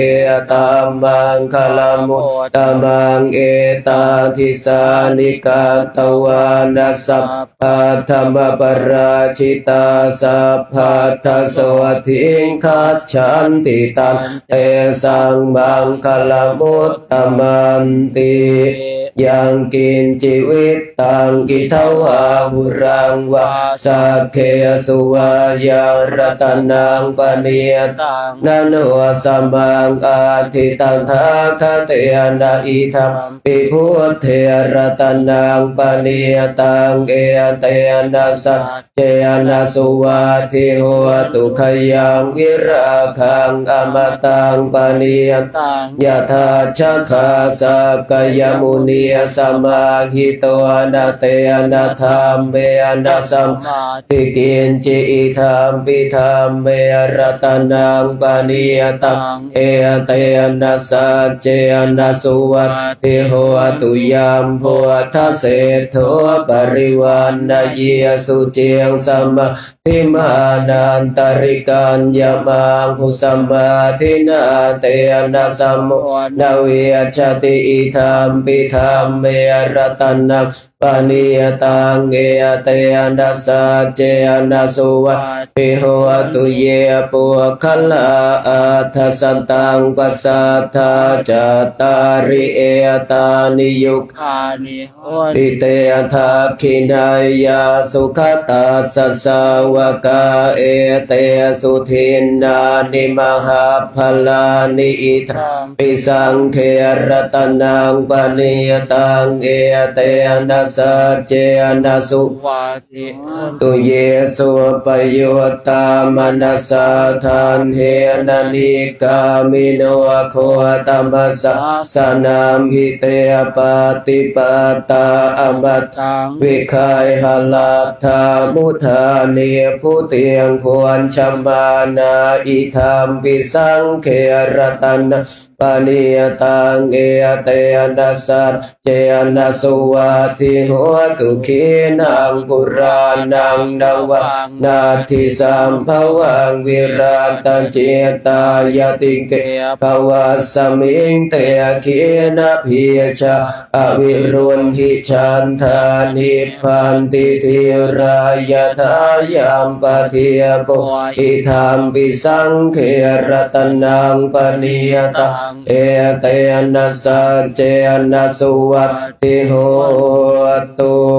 นะ62 ยานิทัพหัวตานิสัมมาคตานิภูมานิวายานิวะอัตตลิเขตถาคตังเทวมนุสสปุชิตังพุทธังนัมสามาสุวัติโหตุยานิทัพหัวตานิสัมมาคตานิภูมานิวายานิวะอัตตลิเขตถาคตังเทวมนุสสปุชิตังธัมมังนัมมัสสามาสุวัติโหตุยานิทัพหัวตานิสัมมาคตานิภูมานิวายานิวะอัตตลิเขตถาคตังเทวมนุสสปุชิตสังฆังนัมมัสสามาสุวัตถิโหตุกรณียมัตถกุสเลนยันตังสันตังปะทังอภิสัมจะสัตโตอุชัวจะสุหุชัวจะสุวจัวจะสมุทุอนาติมานิสันโตสโกจะสุภโรจะอปเกจจะสันลหุกวติอินทริโยจะนิปโกจะอาปะคัพโพปุเลสุอนันตุคิโทนะจะขวทังสัมมาจเรียกินจิเยนวินโยปเรียอุปวัฏัยโยสุขิโนวะเขมิโนโหตุสัพเพสันตทวันตุสุขิตาตาเยเกจิปานะตาทิตาสาวาทาวราวาอนวเสยสาธิยคาวันวามาชิมาราสกาอนุกทุลาทิตาวายจะทิทายจะทุเรวสันติอวิทุเรภูตาวาสัมภเวสียวาสัพเพสัตตาภวันตุสุขิตันนาปโรปรังนิโกเพธนาติมันเยทกาทจินังกินจิปยโรสนาปฏิฆสัญญานัญญมัญญาสะทุคัมชัยยมาตายธานิยังปวตังอายุสเอกปวตมนุรักเขเอวัมปิสัพพะพุเตสุมานาสัมภาวะเยอปริมาณังเมตตัญจะสัพพะโลกัสสมิงมานาสัมภาวะเยอปริมาณังพุทธังอโทจติริยัญจะสัมภาทังอเวรังอสัปปะตังติทันจรังนิสินโนวะสยานโนวายาวตาสวิคตมิโทเอตังสเตียงอาทิยทายพรัมเมตังวิหารังอิธามังอุทิทินจานุปักมาเสียลวาทาสเนนะสัมปันโนกาเมสุวินัยยะเขทังนากิจาตุขัพพสัยยังกุณาริติติอัปปมาโนพุทโธอัปปมาโนธัมโมอัปปมาโนสังโฆอัปปมาณวัฏฏานิสิริงสปานิอหิวิชิกาสัตตปะทิยอุวันดานาภิยสารพัวมัวสิกากตาเมรักขากตาเมปริตาปฏิยกมันตุตานิโสหังนะโมภะคะวะโตนะโมสัตตันนังสัมมาสัมพุทธานังอุเทตยัญจักขุมาเอกราชหริสวรรณโนปทวีปภาโสตังตังนามาสามิหริสวรรณปทวีปภาสันตยัจจคุตาวิหเรมุทิวัสสังเอพระมนาเวทกุสัพพธรรมเมเตเมนะโมเตจมังปาลยาตุนามาทุพุท ทานังนะมาทุโพธิญาณโมวิมุตตานังนะโมวิมุตติยาอิมังโสปริตังกตวาโมโรจรติเอสนาอเปตยัญจักขุมาเอกะหริสวรรณโนปัทวีปภาโสตังตังนามัสสามิหริสวรรณังปัทวีปภาสัตยัชชคุตตาวิหเรมุรติงเยพระมัตเวทคุสาพธรรมเมเตเมนะโมเตจัมปาลยันตุนามาทุพุทธานังนามาทุโพธิญาณวิมุตตานังนะโมวิมุตติยาอิมังโสปริตังกตวาโมโรวาสมกัปปยิติอัตถิโลเกศีลคุณวสัจโสจายโนทยาเตนะสัจเจนะหามิสัจกิริยมโนตรังอาวัชชิตวาธรรมปลสริตวาปุพเกชินสัจพลมวัสสายสัจกิริยมกาสหังสันติปัฏฐาอปัตตนาสันติปัฏฐาอวันจนามาตาปิตาจนิคันตาชาตเวทปฏิยกรรมสหัสสัจเจกเตมัยหังมหาปัจฉลิโตสิกวัชเชสิโสลสกริสานิอุทกังปัตตวายทาสิกสัจเจนะเมสมโมนาทิเอสาเมสัจจปารมิตินะ71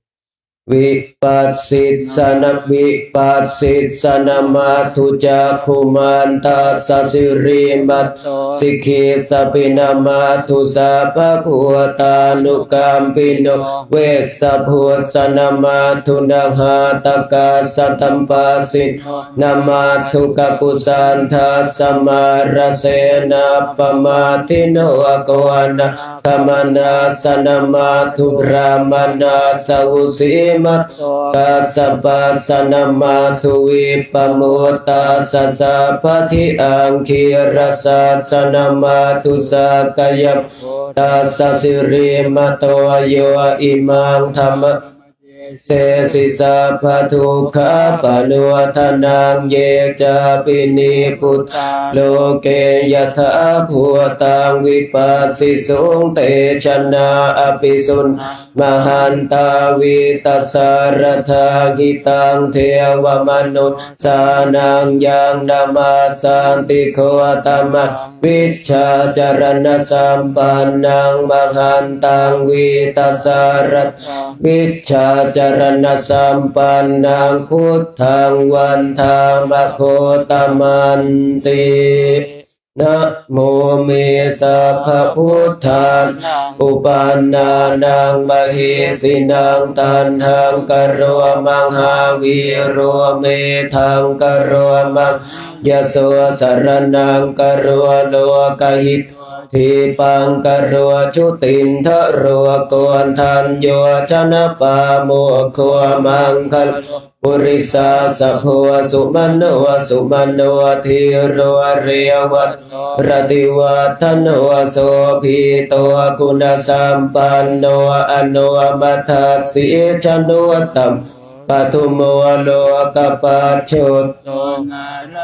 วรสารถิปทุโมตโรสัตตสารโรสุเมโทอาปติปุคโลสุชาโตสัพพโลกัคโคปิยทัสสินราสัพอาทัทาสิการุณิโกธรรมทัสสิตโมนุโทสิทธัตโถอสมโมโลเกติโสจวัฏตังวโรปุตโสจวรโทพุทโธวิปัสสิจอนุปโมสิกขิสัพพหิโตสัทธาเวสสะภูสุขันธายโกกกุสันโทสัทธวาหุโกนาคมโนรา นัญชโวกัสสะโพสิริสัมปันโนโคตโมสักกายปุงคะโวหน้า75สักกะตวะพุทธรัตนังโอสัทังอุตมังวรังหิตังเทวมนุสานังพุทธเตเชนะโสตินะนาสันตุปัทถวาสัพเพทุกขาอุปสัมมิตุเตสักกะตวะธัมมรัตนังโอสัตอุตมังวรังปริลาหุปสัมมนังธัมมเตเชนะโสทินนัสสันตุปัทถวาสัพเพพยาวุปสัมตุเตสักกะตวาสังฆรัตนังโอสัตอุตมังวรังอาหุนายยังปาหุนายยังสังฆเตเชนะโสทินนาสันตุปัทถวาสัพเพโรคะวุปสัมเมนตุเต77โพชชังโคสติสังฆาตัวธรรมาวิจโยตถาวิริยามปิติปัสสติโพชชังจตันทาปเรสมัทุเปขโพชชังคะสัตเตเตสัพพทาสินามุนินาสัมมทัคขาภาวิตาภาหุลิกตาสังวัตตันติอภิญญายนิพพานทิยาเตนะสัจวัตเตนะโสติเตโหตุสัพพกายเอกสมิงสมัยเยนะโทโมคัลลานันจกัสสะปะพิลาเนทุขิเตเทียสวะโพชังเคสัตตเทียสยิเตจัตอภินันทิตวารุขามัวเจงสุตังคเนเอเตนะสัจวัตเชนะโสทิเตโหตุสัพพทาเอกทาธรรมราชาภิกขุลันเยนาภิปิลิตัวจุนทาเทเรนตะเยวพนาเปตวานาสันทรังสัมมุทิตวาจาอาภาธาตามหาวุธาสิทานาโสเอเตนะสัจวัตเชนะโสทิเตโหตุสัพพทาปะหินาเตจาอาภาธาตินันนามปิมเหสินังมัคคาหัตกิเลสาวปัตตานุปาติธรรมตังเอเตนะสัจวัตเชนะโสทิเตโหตุสัพพทาหน้า84สิริทินติมติเตชวชยสิทธิมหิทธิมังหะคุณาปริมิตปุญญาธิการัสสัพพันตรายนิวารณสัมมาทัสสะภะคะวะโตอะระหะโตสัมมาสัมพุทธัสสะทวัตติงสมะปุริสลักขณานุภาเวนะอสิตยานุพยัญชนะนุภาเวนะอาทุตรสตมังคลานุภาเวนะฉัพพันนรังสีนุภาเวนะเกตุมาลานุภาเวนะทัสสะปารมิตานุเวนะทัสสะอุปปารมิตานุภาเวนะทัสสะปรมาตถปารมิตานุเว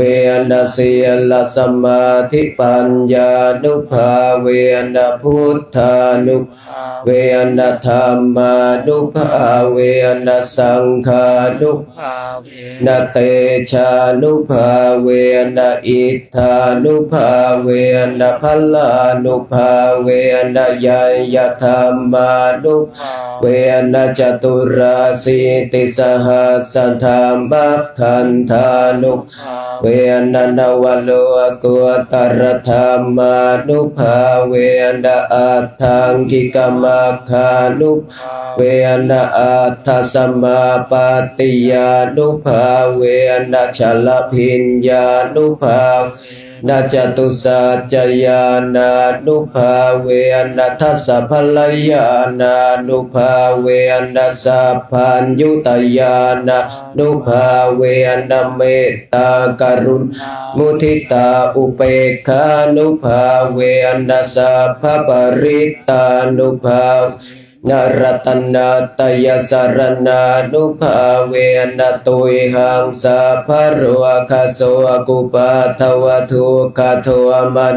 สุปายาสาวินาสันตุสัพพะอันตรายาปิวิน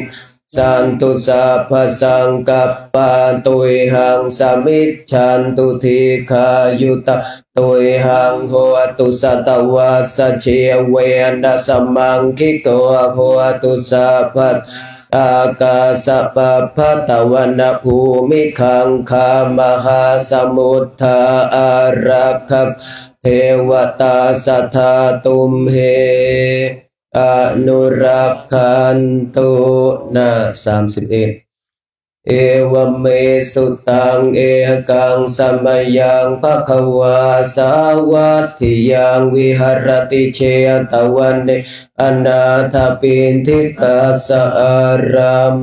ตตระโคภควาภิกขุอามันเตสิภิกขวติภัฏฐานเตติเตภควโตปัจจัสโสสุงภควะเอตทะโวจะเมตตายาภิกขเวเจโตวิมุตติยาอาเสวิตายาภาวิตายาภาหุลิยกันตายายานิกันตายาวัตถุกันตายาอนุทิตายาปริจิตยาสุสมารัตถายาเอกาทัสสานิสังสาปติกะขากตเมเอกาทัสสะสุขังสุปฏิสุขังปฏิพุชชตินาปาปักสุปินังปัสสติมนุสสานังปิโยโหติอมนุสสานังปิโยโหติเทวตาราคันตินาสะคิวาวิสังวาสัทธังวากรรมติตุวตังจิตตังสัมทิยติมุขวันโนวิปัสสิทติอาสามุลโหกาลังกโรติอุตริงปฏิวิชันตัวพระมโลกัวปะโคหัวติเมตตายาภิกขเวเจตัววิมุตติยาอาเสวิตายาภวิตายาภาหุลิยกันตายายานิกันตายาวัตถุกันตายาอนุทิตายาปริจิตายาสุสัมมารัตถายาอิเมเอกาทัสสานิสังสาปติกังขาติอิธรรมโวจะภควะอัตตมนาเตปิงโคภควะโตภาสิตังอภินันทุนติกรณามหน้าที่8อันธมยังปฏิทานะคาทายโยปนามาเสยาเทวตาสันติวิหารวาสินีทุเปคะเรโพธิคะเรตหิงตหิงตาธรรมทาเนนะภวันตุปูชิตาโสทิงกรณเตทวิหารมันดาเลเทราจมัจฉานวกาจะภิกขโวสารามิกาธานปฏิอุปาสกาธามาจะเทสานิขมาจะอิสราสัปปานะภูตาสุขิตาภวันตุเตชะลาปุชาเยปิจาอันดสัมภวาสังเสทชาตาอัทโวปปาติกานิยานิกังธรรมวรังปฏิจจเตสัพเพปิทุกขัสสะกโรนตุสังขยังธาตุจิรังสตังธัมโมธัมมัทธราจะปุคลา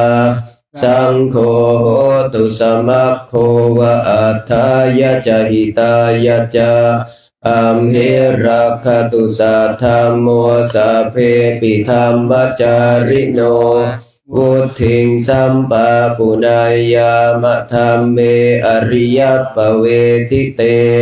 ปัสสันนาโหตุสัพเพปิปานิโนพุทธัสสะสะเน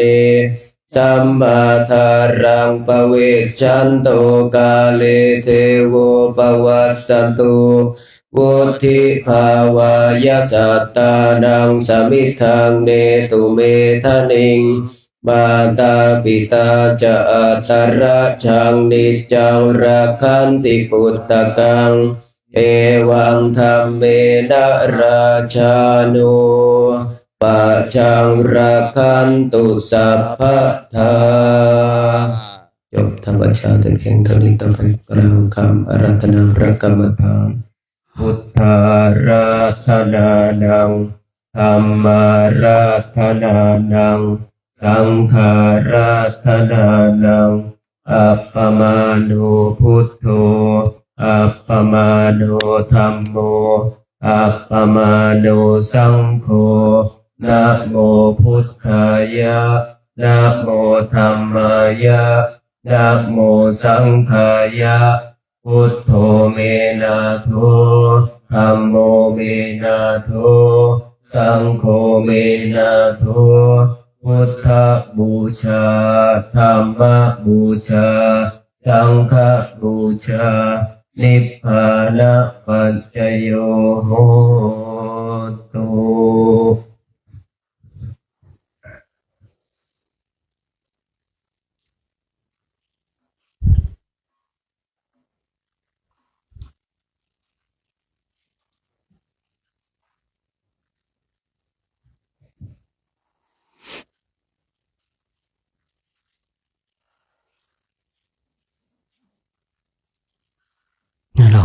เราอย่าคิดว่า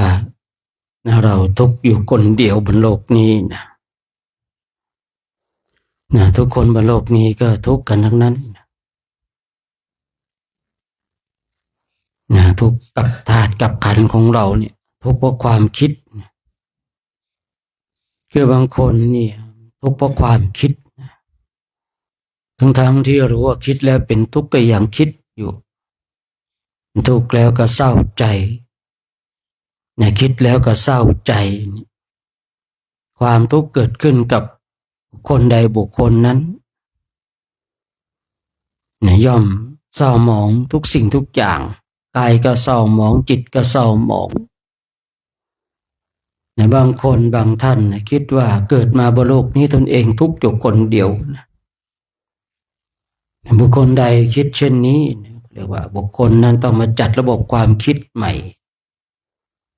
ทุกคนบนโลกนี้มาเกิดมาแล้วมีความทุกข์ทั้งนั้นจะทุกข์มากทุกข์น้อยนี่อีกว่ากันอีกทีหนึ่ง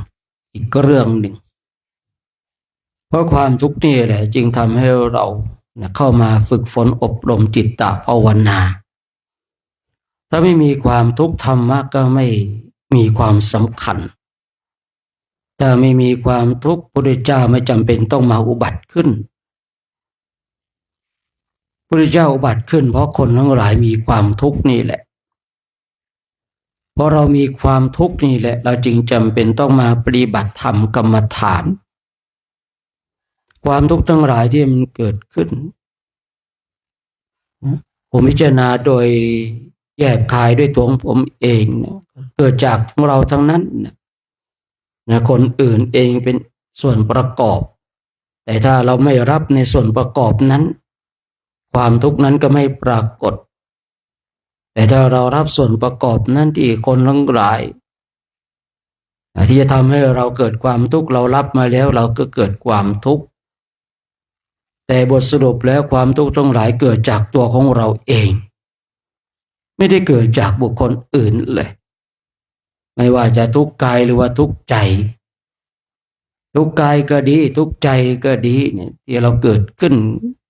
กับตัวของเราเนี่ยบ่งบอกว่านี่แหละความทุกข์มันบีบเบียนเราแล้วเราถูกความทุกข์บีบคั้นแล้วเราถูกความทุกข์ทั้งหลายติดตามมาทันแล้ว แล้วเราจะทำเช่นไรล่ะอย่างที่เราจะออกจากกองทุกข์ได้นะความทุกข์ที่มันปรากฏขึ้นในจิตในใจของเราณเวลานี้มันเพียงพอที่จะเป็นเครื่องย้ำเตือนให้เราออกจากกองทุกข์ได้หรือยังความทุกข์ทั้งหลายที่เราประสบพบเจอมันเพียงพอหรือยังทุกข์มากพอหรือยังบางคนบางท่านทุกข์ยังมากไม่พอก็หาทุกข์ใส่ให้ตัวเองให้มากไม่รู้ว่าทุกข์จากอะไรก็ตามเพราะว่าคนเรานี่มันทุกข์เนี่ยมันแตกต่างกันออกไปนะเหตุแห่งความทุกข์ทั้งหลายเมื่อเราถูกความทุกข์บีบคั้นมันเพียงพอหรือยังที่จะทำให้เราออกจากกองทุกข์นั้นๆไม่ว่าจะเป็นความทุกข์กายก็ดีไม่ว่าจะเป็นความทุกข์ใจก็ดีไอ้ทุกข์กายไม่เท่าไรเนาะไอ้สิ่งที่น่ากลัวคือความทุกข์ใจเนี่ยความทุกข์ใจเนี่ยมันเบียดเบียนเราทั้งหลายอย่างที่พูดมาสักครู่นี้ว่าเพียงพอหรือยังถ้าเราว่าความทุกข์ที่มันเกิดขึ้นยังไม่เพียงพอกับเพิ่มความทุกข์ให้มันมากยิ่งขึ้นไปเราจะได้เห็นโทษแห่งความทุกข์นั้นเมื่อเราเห็นโทษแห่งความทุกข์นั้นเราจะได้หาช่องทางในการออกจากกองทุกข์บุคคลใดก็ตามนะเมื่อความทุกข์ปรากฏแต่ยังไม่เห็นโทษในความทุกข์นั้นยากเหลือเกินเนี่ยที่จะออกจากกองทุกข์ธรรมะของพระพุทธเจ้านั้นเนี่ยถึงแม้ว่าจะอัศจรรย์สามารถนำพาให้คนออกจากกองทุกข์ได้แต่ถ้าคนนั้นไม่พร้อมเราจะไปยัดเยียดทำให้เขาเป็นไปไม่ได้เหมือนกับคนไม่หิวข้าวเราจะบังคับให้เขากินข้าวถามว่าเขาอาจจะกินแต่เขาเต็มใจไม่เต็มใจเมื่อเขาไม่เต็มใจข้าวนั้นจะอร่อยขนาดไหนมันก็ไม่อร่อยนะเพราะเขายังไม่ต้องการผมเองมานั่งพิจารณาดูนะธรรมะที่พระพุทธเจ้าทรงแสดงไว้เนี่ยมันเหมาะสำหรับบุคคลที่ต้องการถ้าคนไม่ต้องการจะยัดเยียดไปให้อย่างไรเนี่ยก็ไม่เอาอย่างเราท่านทั้งหลายที่นั่งมาประชุมพร้อมกันในวันนี้เนี่ยถามว่าเราต้องการธรรมะไหมอันนี้ก็ไม่รู้เหมือนกันนะเพราะว่าเหตุแห่งการมาประชุมกันเพราะว่าเราเนี่ยจะไปประเทศอินเดียและเนปาลแต่ญาติโยมที่เข้ามาชมไลฟ์สดอยู่อันเนี้ยคือน่าจะเห็นแหละเห็นความทุกข์ที่มันบีบคั้นนะเพราะว่าถ้าบางคนบางท่านเข้ามาชมไลฟ์สดไม่ถูกใจก็ออกไปอย่างเงี้ยแต่ถ้าถูกใจต้องการธรรมะเขาก็เข้ามาชมจะแตกต่างกันนะอย่างเราท่านทั้งหลายนั่งกันอยู่ตรงเนี้ยอาจจะมีเหตุผลอื่นๆในการนั่งแต่ญาติโยมที่เข้ามาชมไลฟ์สดอยู่เนี่ยคือเขามีเหตุผลเดียวเอาเหตุผลของกุศลนะเหตุผลของอกุศลไม่มาพูดถึงเหตุผลของกุศลคือเขาต้องการธรรมะอยากได้ยินอยากได้ฟังสิ่งทั้งหลายที่จะเป็นเครื่องประดับจิตประดับใจธรรมะของพระพุทธเจ้าเนี่ยเป็นธรรมะสำหรับของบุคคลที่ต้องการถ้าเขาไม่ต้องการพร้อมที่จะรับธรรมะจะดีขนาดไหนจะอัศจรรย์ขนาดไหนก็ไม่เกิดประโยชน์สำหรับบุคคลนั้นๆฉะนั้นเรามีโอกาสฝึกฝนอบรมมาบ่มนิสัยของเราสิ่งที่มันแจ้งประจักษ์ในจิตในใจของเราคือความทุกข์ที่มันเกิดขึ้นพระมหาโพธิสัตว์สิทธัตถะเพราะเห็นความทุกข์จึงออกบวชณเวลานั้นขนาดยังไม่มีผู้ที่ชี้ทางสว่างให้คนทั้งหลายอยากจะออกจากกองทุกข์แต่หาเส้นทางหาแนวทางออกไม่ได้เจ้าลัทธิทั้งหลาย ฝึกฝนอบรมคิดว่านิพพานเนี่ยเป็นดังเช่นที่ตนเองคิดไม่ใช่ว่าคนในสมัยครั้งพุทธกาลก่อนพุทธเจ้าโจบัตขึ้นเขาไม่ต้องการมรรคผลนิพพานนะเขารู้ว่าสิ่งที่ตนเองประสบพบเจอหรือว่าการเกิดของเขานั้นเป็นทุกข์แต่เขาไม่รู้เส้นทางที่จะนำพาให้ตนเองออกจากกองทุกข์รู้ว่าทุกข์แต่เขาไม่รู้ว่าเขาจะออกในกองทุกข์อย่างไรแม้แต่เจ้าชายสิทธัตถะมหาโพธิสัตว์เองนะเห็นเทวทูตทั้งหลายเห็นเทวทูตทั้งหลายแล้วก็เกิดความสลดสังเวชใจนี่ขนาดยังไม่มีธรรมะที่เป็นเครื่องนำพาออกจากกองทุกข์ยังมีเครื่องเตือนจิตเตือนใจนะยังมีเครื่องยังให้จิตเกิดความสลดสังเวชใจนั่นอย่างเราท่านทั้งหลายล่ะธรรมะที่พระพุทธเจ้าทรงแสดงนั้นสามารถนำพาเราออกจากกองทุกข์ได้แต่สาระสำคัญคือเราพร้อมขนาดไหนที่จะรับฟังธรรมะหรือว่านำธรรมะไปปฏิบัติฟังธรรมะอัศจรรย์แล้วยังไม่อัศจรรย์เท่ากับเรานำธรรมะไปปฏิบัติบางทีเราได้ยินได้ฟังธรรมะจากครูบาอาจารย์อัศจรรย์เกิดศรัทธาถูกใจยังไม่ดีเท่ากับการที่เรานำธรรมไปปฏิบัติยังไม่ดีเท่ากับการที่เราขนขวายณเวลานี้ทุกคนปฏิเสธหรือเปล่าว่าเราไม่มีความทุกข์มันปฏิเสธไม่ได้แต่ความทุกข์ของเรามันเพียงพอหรือยังที่จะนำพาให้เราออกจากกองทุกข์นี่แหละสาระสำคัญอย่างคนหิวข้าวเนี่ยเขาก็ต้องขนขวายที่จะหาข้าวมากินไอ้คนไม่หิวข้าวเนี่ยเขาไม่ขนขวายแม้แต่ข้าวอยู่ตรงหน้าเขาก็ไม่กินเพราะอะไรเพราะเขาไม่หิวธรรมะเหมาะสำหรับคนทุกข์นะธรรมะไม่ใช่เหมาะสำหรับคนสุขนะธรรมะไม่ได้เหมาะสำหรับคนสุขธรรมะของพระเจ้านั้นเหมาะสำหรับคนทุกข์ยิ่งบุคคลใดมีความทุกข์กายทุกข์ใจถูกความทุกข์กายทุกข์ใจเบียดเบียนเนี่ยถ้ามาศึกษาธรรมะจะได้รับความเย็นใจความทุกข์ที่เกิดขึ้นในขณะหนึ่งถูกดับด้วยธรรมะความเย็นใจก็จะปรากฏขึ้นขนาดความทุกข์ที่เกิดขึ้นในขณะหนึ่งใช้ธรรมะดับยังเจอความเย็นใจขนาดนี้ยังเจอความสุขขนาดนี้แล้วถ้าสุขที่เกิดจากนิพพานจะเป็นเช่นไรสุขที่ทำกิเลสทั้งหลายมันสูญสิ้นไปเนี่ยจะมีความสุขขนาดไหนฉะนั้นจึงกล้าพูดได้เลยว่าธรรมะเหมาะสำหรับคนทุกข์ถ้าว่าคนสุขก็เหมือนกับว่าคนที่เขาไม่หิวข้าวเขาก็เลยไม่หาข้าวมากินคนทุกข์เหมาะสำหรับธรรมะ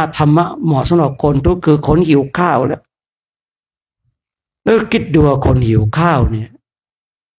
มีข้าวอยู่ตรงหน้าเนี่ยเขาก็จะรีบกินทันทีทันใดแล้วเพราะเขาหิวฉันใดก็ฉันนั้นเราฝึกปฏิบัติธรรมกรรมฐานเพื่อให้รู้จักความทุกข์เพื่อให้ความทุกข์ที่มันเกิดขึ้นในจิตในใจของเราเนี่ยเป็นเครื่องย้ำเตือนว่าการเกิดทุกคราวเป็นทุกข์ร่ำไปพระพุทธเจ้าพระองค์ทรงตรัสตอบไปอีกว่าณสถานที่ใดมีการเกิดณสถานที่นั้นมีความทุกข์ผมชอบใจมากเลยนะมันเป็นคำที่คอยย้ำเตือนอยู่ในจิตอยู่ในใจของผมที่พระองค์ทรงตรัสการเกิดทุกคราวเป็นทุกข์ร่ำไปณสถานที่ใดมีการเกิดณสถานที่นั้นมีความทุกข์มันเป็นการย้ำเตือนว่าถ้าเรายังมีการเกิดเราจะต้องมีการทุกข์อีกต่อไปในชาตินี้มีความทุกข์ขนาดนี้ แล้วในชาติหน้าล่ะมันจะมีความทุกข์ขนาดไหนนะเราเกิดมาเจอพุทธศาสนาเรายังมีความทุกข์ขนาดเนี้ยขนาดพุทธศาสนาเป็นศาสนาแห่งการดับทุกข์เรายังทุกข์ขนาดนี้แล้วถ้าเราไปเกิดแล้วไม่มีพุทธศาสนาเราจะทำอย่างไรนะผมเองมานั่งคิดขนาดเราเกิดเจอพุทธศาสนาเจอหลักธรรมคำสั่งสอนยังทุกข์ขนาดนี้เรายังดับทุกข์ไปได้แต่ถ้าเราเกิดไปในช่วงที่ไม่มีพุทธศาสนามันจะทุกข์ขนาดไหนก็เลยเป็นเครื่องย้ำเตือนว่าในประมาทไม่ได้ในชีวิตแห่งการปฏิบัติธรรมกรรมฐานนะเราจะต้องค้นคว้าความทุกข์ทั้งหลายที่มันเกิดขึ้นถูกต้องแล้วนะเราจะได้หาวิธีทางในการดับทุกข์ที่มันเกิดขึ้นในจิตในใจของเรานะในเบื้องต้นทุกข์ทั้งหลายที่มันเกิดขึ้นดับความทุกข์ในปัจจุบันก่อนเรียนรู้ในการดับทุกข์นะความทุกข์ที่มันเกิดขึ้นในปัจจุบันของเราเนี่ยไม่ว่ามันจะทุกข์กายทุกข์ใจเราก็ดับเมื่อเราดับได้ขึ้นชื่อว่าเราเรียนรู้ในการดับทุกข์ในขณะหนึ่งที่ความทุกข์มันเกิดขึ้นเช่นความทุกข์ทางใจมันเกิดขึ้นมันหงุดหงิดกับสิ่งใดล่ะเมื่อมันหงุดหงิดมีแล้วเราดับมันได้หรือเปล่าถ้าเราดับได้เราได้เรียนรู้ในการดับทุกข์ละแต่เมื่อเราเนี่ยทุกข์มันเกิดขึ้นรู้สึกมันหงุดหงิดเราไม่สามารถที่จะดับมันได้เรายังไม่ได้เรียนรู้ในการดับทุกข์เลยแต่เราได้โอกาสได้เรียนรู้ในเรื่องของการทุกข์ที่มันเกิดขึ้นแต่เรายังไม่มีวิธีการในการดับทุกข์นะเรายังไม่มีวิธีการเรายังไม่รู้ว่าเราจะดับอย่างไรถึงแม้ว่าบางครั้งเราอาจจะรู้อยู่ว่ามันทุกข์แต่มันดับไม่ได้มันแปลกใจไหมตกลงเรา ชอบทุกข์หรือว่าเราเกลียดทุกข์กันแน่ทั้งที่ความทุกข์ที่มันเกิดขึ้นในใจเนี่ยเรารู้อยู่มันทุกข์แต่เราดับไม่ได้ทำไมเราจึงดับไม่ได้ทั้งที่รู้ว่ามันคือทุกข์อันนี้เป็นข้อที่เราจะต้องมาพิจารณาด้วยตัวของเราเองนะว่าสิ่งนี้มันเกิดขึ้นกับเรามันเป็นทุกข์แต่ทำไมเราดับทุกข์ไม่ได้เอาทุกข์ในขณะหนึ่งที่มันเกิดขึ้นในจิตในใจของเราเนี่ย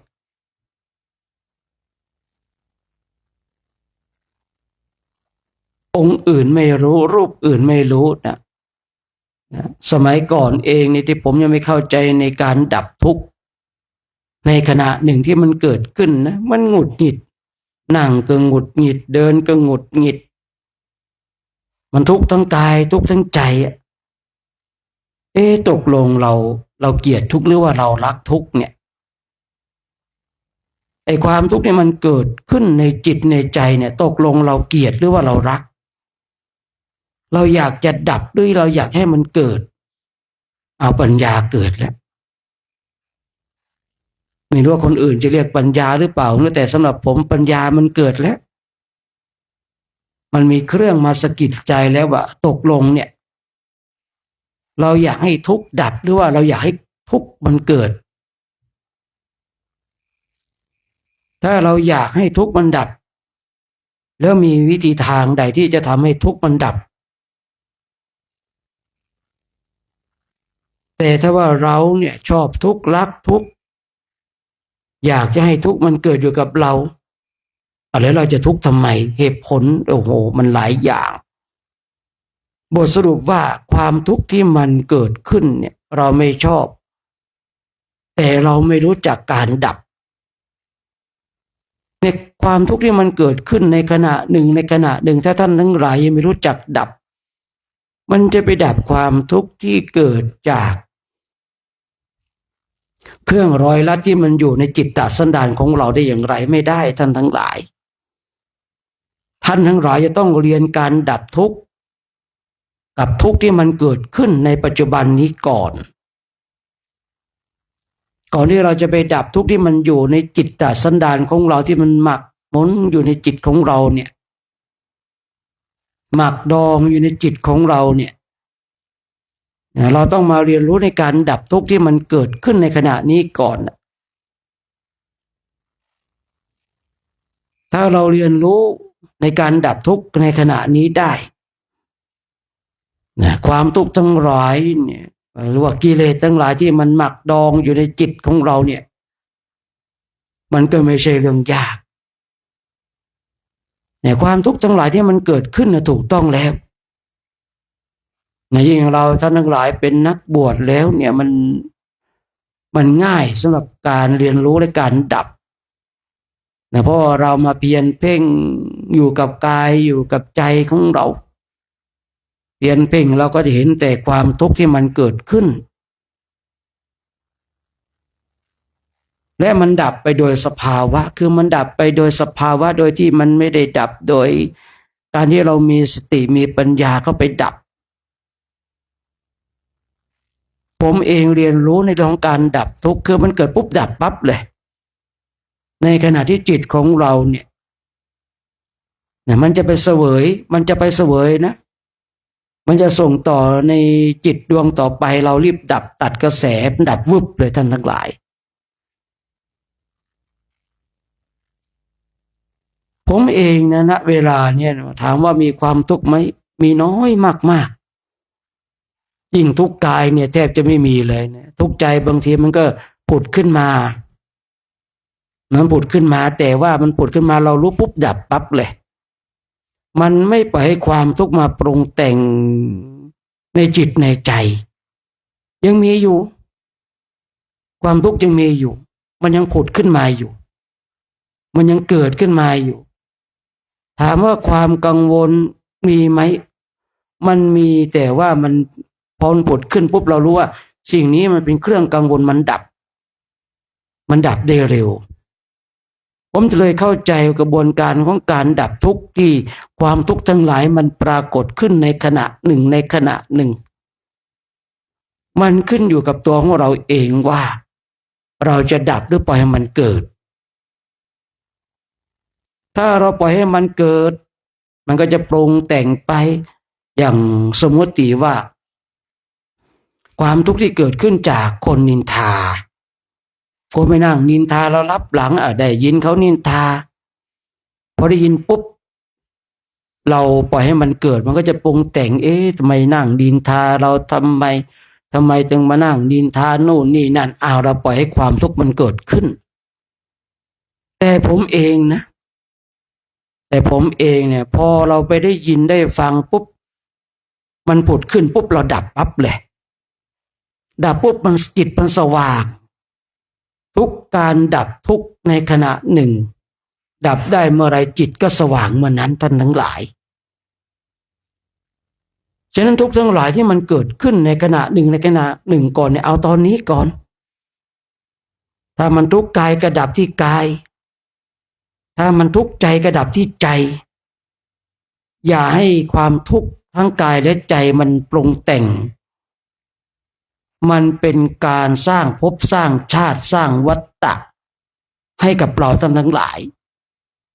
เรารู้นี่ว่าสิ่งนี้มันเป็นทุกข์เราจะเก็บมันไว้ทำไม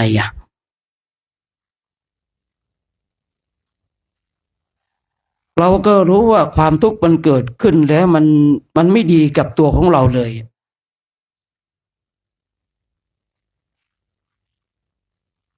เรารู้อยู่ไม่ว่ามันทุกข์ทางกายทุกข์ทางใจมันไม่ดีเลยแล้วเราจะทำอย่างไรที่เราจะดับทุกข์ได้ผมมีความเชื่อมั่นเลยถ้าเรามีสติมีสัมปชัญญะเพียรเพ่งพอทุกข์ทางกายเกิดขึ้นจิตของเราเนี่ยมันก็เข้าไปดับโดยทันทีทันใดดับโดยที่มันไม่มีการปรุงแต่ง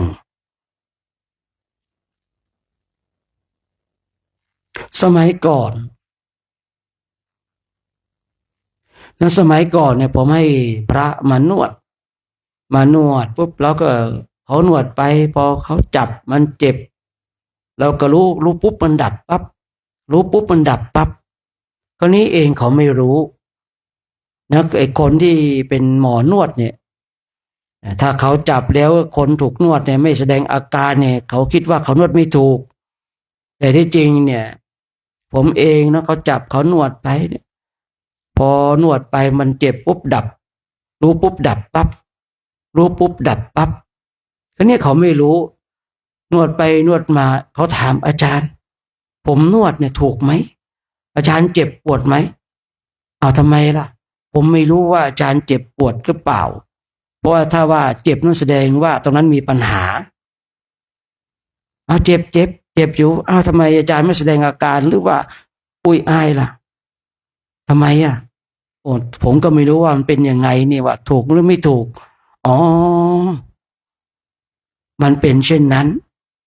ตั้งแต่บัดนั้นผมก็เลยเวลาให้พระมานวดเนี่ยเราก็แสดงอาการว่ามันเจ็บเขาจะได้รู้อ๋อตรงนี้เจ็บเขาจะได้คลึงจะได้นวดย้ำอยู่ตรงนั้นนะ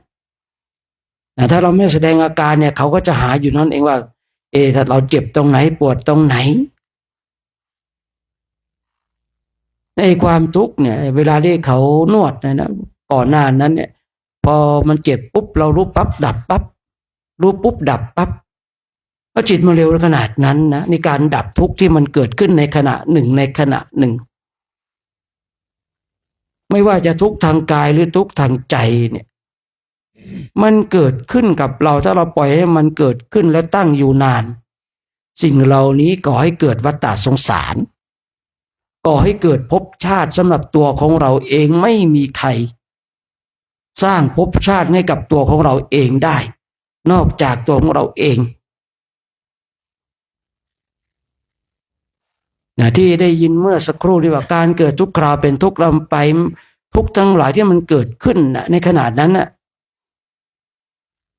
เราอย่าคิดว่าไอ้การเกิดเนี่ยคือตายแล้วไปเกิดไม่ใช่นะมันตรงนั้นก็ถูกต้องแต่ความทุกข์ที่มันเกิดขึ้นในจิตของเราเนี่ยมันเกิดขึ้นแล้วเนี่ยการเกิดทุกคราวเป็นทุกข์ลำไปไม่ว่ามันจะเกิดทุกข์หรือเกิดสุขในจิตของเราเนี่ยนะในจิตของเราเสวยความสุขแต่ที่จริงมันมีทุกข์รอเราอยู่เพราะความสุขนั้นก็ก่อให้เกิดวัฏฏะสงสารถ้าเรายังไม่ได้ทำลายอาสวะกิเลสนะอันนี้เรากำลังคุยในความทุกข์ของปุถุชนความสุขของปุถุชนยังไม่ได้คุยความสุขของพระอรหันต์นะเดี๋ยวบางคนบางท่านว่าอ้าวแล้วพระอรหันต์ที่เขามีความสุขเขาก็มีภพชาติสิเดี๋ยวบางคนไม่เข้าใจในหลักของการพูดจะมีความเข้าใจผิดที่คาดเคลื่อนไปเรากำลังคุยความทุกข์และความสุขของปุถุชนยังไม่ได้คุยถึงการดับทุกข์ของพระอรหันต์และการที่พระอรหันต์นั้นมีความสุขต้องแยกกันให้ออกนะความสุขของปุถุชนเนี่ยมันมีความทุกข์เป็นเบื้องหน้าเมื่อใดก็ตามที่จิตของเราเสวยความสุขมันเป็นการสร้างภพชาตินะเมื่อใดก็ตามที่จิตของเรามีความทุกข์เกิดความทุกข์หรือว่าเกิดความสุขเกิดความทุกข์นั่นเองมันกำลังสร้างภพชาติให้กับเราหรือพูดให้เข้าใจง่ายสุขเวทนาที่เกิดขึ้นทุกขเวทนาที่เกิดขึ้นมันกำลังสร้างภพสร้างชาติให้กับเราทีนี้เรามีความเท่าทันสุขเวทนาเกิดขึ้นดับทุกขเวทนาเกิดขึ้นดับแต่บางคนบางท่านผมก็เคยแนะนำนะผมเองก็เคยแนะนำเพราะว่าบางทีเนี่ยบางคนเนี่ยผ่านเรื่องราวแห่งความทุกข์มามาก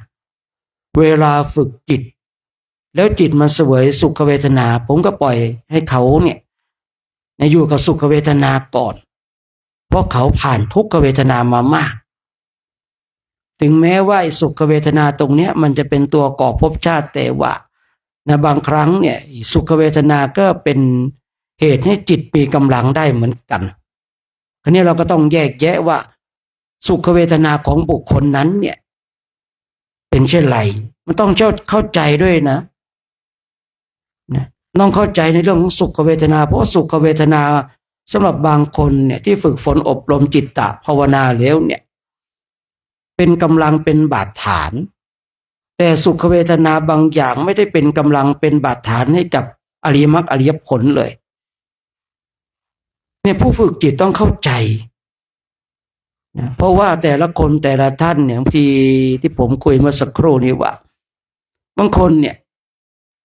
จิตเขาเสวยสุขเวทนาทั้งที่ผมก็รู้ว่าการที่จิตเนี่ยของเราเสวยสุขเวทนาเนี่ยมันเป็นการก่อภพก่อชาติก่อวัฏสงสารทีนี้ทำไมผมปล่อยให้จิตเขาเนี่ยเสวยสุขเวทนาก่อนสำหรับบางคนผมไม่ได้ว่าทุกคนนะสำหรับบางคนต้องดูว่าความสุขนั้นเนี่ยมันมีเหตุผลมันเกิดจากพื้นฐานอะไรยังไงอันนี้ต้องเข้าใจถ้าไม่เข้าใจเนี่ยบางคนบางท่านเนี่ยไปเจอบุคคลที่ฝึกฝนอบรมแล้วมาเจอสุขเวทนาแล้วไม่เข้าใจนะบางทีก็จะปล่อยให้เขาละทิ้งไปบางคนก็ปล่อยให้เขารักษาไปอันนี้ค่อยว่ากันอีกทีหนึ่งย้อนกลับมาตรงที่ว่าบางคนเนี่ยผมก็ให้เขาเนี่ยอยู่กับสุขเวทนาก่อนนะอยู่กับสุขเวทนาจิตของเขาสุขอยู่สุขเวทนาจนจิตเขามีกำลังพอจิตของเขามีกำลังปุ๊บให้เขาผ่อนสุขเวทนาคือพูดง่ายๆให้เขาดับสุขเวทนาพอดับสุขเวทนาปุ๊บความทุกข์มันปรากฏเมื่อสุขเวทนาดับไปความทุกข์มันปรากฏคราวนี้ความทุกข์ที่มันปรากฏมันจะรุนแรงมากเลยคราวนี้ความทุกข์ที่มันปรากฏขึ้นปุ๊บแต่ว่าจิตของบุคคลเนี่ยเขามีกำลังเพราะผ่านจากการสะสมตอนที่ตนเองเนี่ยเสวยสุขเวทนาคราวนี้เห็นความทุกข์ปุ๊บโอ้โหเห็นความทุกข์รุนแรงแต่ความทุกข์มันรุนแรงจิตมันก็มีกำลังจิตมันก็มีปัญญาด้วยเข้าไปฟันชับทีเดียวเลยเนี่ยเข้าไปฟันเข้าไปทำลายเลยดับความทุกข์ที่มันเกิดขึ้นสาวไปถึงต้นตอแห่งทุกข์ทั้งหลายเลยนะครับสาวไปถึงต้นตอแห่งทุกข์ทั้งหลายที่มันเป็นต้นตอว่าอวิชชาให้เข้าใจง่ายๆอวิชชามันอยู่ตรงไหนก็ไปจัดการจากคำว่าอวิชชาเป็นวิชาจรณะสัมปันโนเลยไหนเป็นวิชาเลยฉะนั้นเนี่ยเราฝึกฝนอบรมจิตตภาวนานะเราต้องมาเรียนรู้ในการดับทั้งทุกขเวทนาสุขเวทนาในขณะหนึ่งที่มันเกิดขึ้น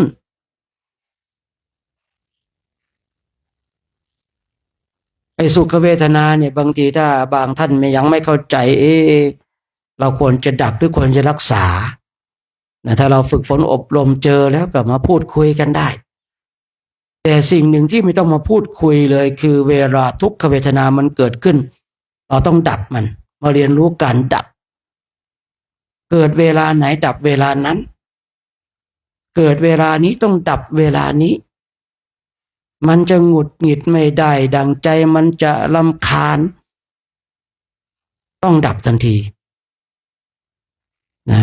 ถ้าบางคนบางท่านนั้นฟังไปรู้สึกหงุดหงิดนั่นแหละหงุดหงิดแล้วถูกต้องแล้วฟังไปหงุดหงิดแล้วถูกต้องแล้ว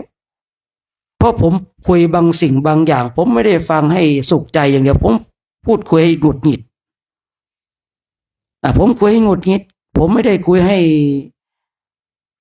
ต้องการความสงบอย่างเดียวนะผมต้องการที่ผมคุยบางทีต้องการให้หงุดหงิดอยากจะรู้ว่าโอ้ความหงุดหงิดที่เกิดขึ้นในจิตในใจของเราเป็นเช่นไรบางครั้งผมคุยเพื่อให้เกิดความรำคาญเมื่อจิตของเราเกิดความรำคาญแล้วเราจะได้รู้ว่ามันเป็นเช่นไรหงุดหงิดใครทุกข์เราทุกข์รำคาญใครทุกข์เราทุกข์แล้วเราจะดับไหมล่ะความทุกข์หรือเราจะปล่อยให้ความทุกข์มันอยู่ในจิตในใจของเราเนี่ยคือ สิ่งที่เราจะต้องมาศึกษาและเรียนรู้ในกระบวนการของการดับทุกข์เอาแค่ความทุกข์ในขณะหนึ่งที่มันเกิดขึ้นในจิตในใจของเราเนี่ยดับตรงนี้ก่อนเรามาดับตรงนี้ก่อนถ้าเราดับตรงนี้ได้ทุกทั้งหลายที่มันอยู่ในจิตตสันดานของเราที่มันหมักดองในจิตสันดานของเราก็ไม่ใช่เรื่องยากทีนี้เราท่านทั้งหลายเองเนี่ยความทุกข์ที่มันเกิดขึ้นเราไม่ดับเนี่ยเราจะไปหาดับทุกข์ตรงไหนก็ไม่รู้มันน่าแปลกใจสำหรับผู้ที่ต้องการออกจากกองทุกข์ไหมขนาดความทุกข์มันเกิดขึ้นกับเราในขณะหนึ่งเนี่ยเราไม่ดับแต่เราไปหาดับทุกข์ตรงไหนก็ไม่รู้ผมเองก็แปลกใจคนหลายๆคนหลายๆท่านเหมือนกันนะไอ้ความทุกข์ของตนเองเนี่ยโอ้ยมันผุดขึ้นมันเกิดขึ้นแต่ไม่ดับแต่ไปหาดับทุกข์ตรงไหนก็ไม่รู้แล้วถามว่าเราจะดับทุกข์ได้อย่างไรถ้าเป็นเช่นนี้ฉะนั้นเนี่ยในเช้าวันนี้ก็ฝากไว้นะเราลองมาดูจิตดูใจของเรามันทุกข์ไหมล่ะถ้าทุกข์แล้วเนี่ยเราดับได้ไหมถ้าดับไม่ได้ก็จงทุกข์ต่อไปก็สมน้ำหน้ากับความทุกข์ของท่านทั้งหลายนะที่ท่านทั้งหลายไปทุกข์สิ่งเหล่านี้ด้วยตัวของท่านเองผมไม่ได้ทุกข์กับท่านแต่ถ้าท่านดับทุกข์ได้ท่านก็สบายนะท่านก็จะสบายทั้งกายและใจของท่านฉะนั้นก็ฝากไว้เดี๋ยวจะยุติการใช้เสียงนะสักระยะหนึ่งก่อนที่เราจะได้แผ่เมตตาตอนนี้นั่งบำเพ็ญเพียรภาวนากันก่อน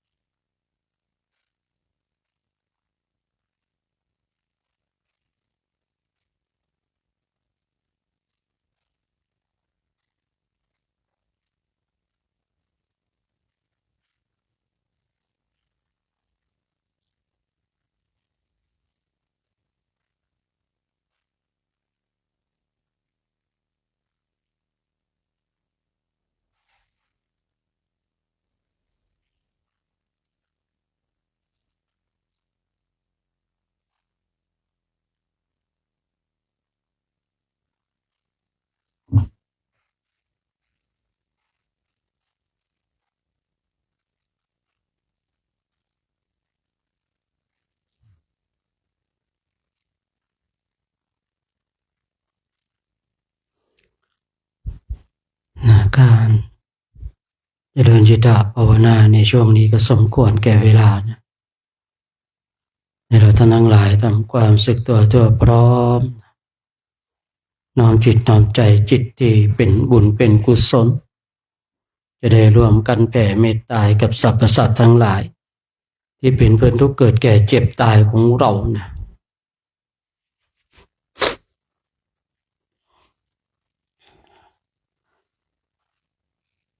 สัพเพสัตตา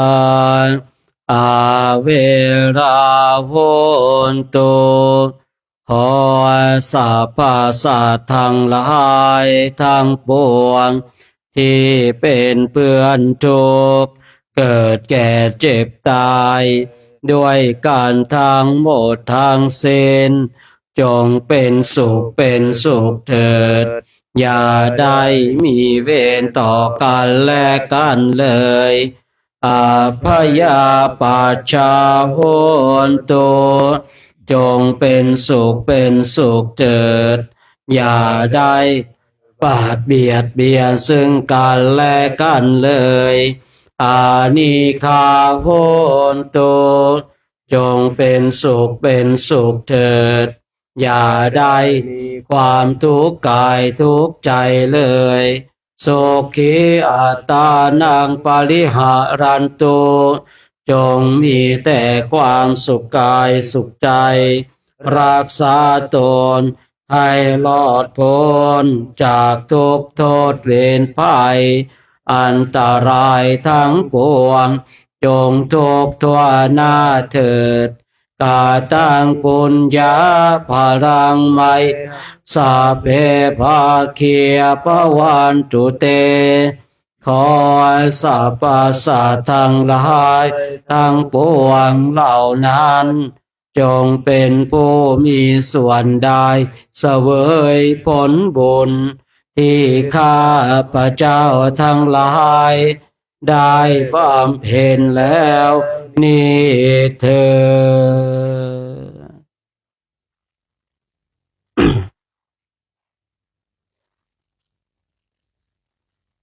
ด ในเช้านี้ก็ต้องขออนุโมทนาบุญกุศลกับเราท่านทั้งหลายกันไปนั่งภาวนาเกือบประมาณชั่วโมงหนึ่งนะเกิดทางบรรยากาศน้ำค้างป๊อกแป๊กได้บรรยากาศอยู่ในท่ามกลางของธรรมชาติเนาะจะถือว่าการนั่งมาเป็นเพียรภาวนาในช่วงเช้านี่ก็หลับบ้างตื่นบ้างนะบางคนก็หลับบางคนก็ตื่นบางคนก็หลับตื่นอันนี้ก็ว่ากันไปเนาะว่ากันไปตามเหตุตามปัจจัยเนาะฉะนั้นวันนี้ก็ฝากไว้เนาะให้เราเนี่ยไปละความเพียรนะให้เพิ่มพูนความเพียรกันจะสมซึ่งบุญกุศลกันนะแล้วก็ในวันนี้เองวันที่2เนี่ยเดี๋ยวหมอก็จะมาฉีดยาวัคซีนไข้หวัดใหญ่นะใครมีโรคประจำตัวมีอะไรยังไงเดี๋ยวก็บอกเขาด้วยก็แล้วกันเนาะเพราะว่าตอนที่จะฉีดเนี่ยนะบอกกันไว้ก่อนตอนนี้นึกได้พอดีใครมีโรคประจำตัวอะไรยังไงก็บอกเขาเพราะแต่ปกติยาวัคซีนไข้หวัดใหญ่เนี่ย4 สายพันธุ์เนี่ยปกติมันจะฉีดได้กับทุกคนนะปกตินะแต่ถ้าเราเป็นบุคคลที่ผิดปกติอาจจะฉีดไม่ได้นะก็ต้องบอกเขาว่าเป็นอย่างนู้นอย่างนี้แพ้นู้นแพ้นี่นะหรือว่าเราเคยฉีดแล้วแพ้นะครับผมแต่ใครเคยฉีดมาแล้วนี่ถ้ายังไม่ถึงปีก็ต้องบอกเขาด้วยนะเช่นก่อนจะมาเข้าร่วมโครงการเนี่ยเราไปฉีดมาแล้วอย่างเงี้ยนะมีไหมมีนะออกตาประหยัดฉีดมาแล้วฉีดมาเมื่อไหร่เข้าพรรษาไข้หวัดใหญ่4 สายพันธุ์เนี่ยนะอย่างนั้นเดี๋ยวก็บอกเขานะเพราะว่าคือฉีดไปแล้วก็ไม่ต้องฉีดนะเขาว่า1 ปีฉีดครั้งหนึ่งนะมีใครแพ้ไหม แต่แพ้เข็มนี่ไม่รู้ช่วยยังไงนะอย่างสมมติว่าเราเคยฉีดยาแล้วแพ้ยาอย่างเงี้ยมีบ้างหรือเปล่าถามตรงนี้ก่อนมีไหมมีใครแพ้ยาไหมผมไม่มีอะเนาะนะเพราะว่าเดี๋ยวนายแพ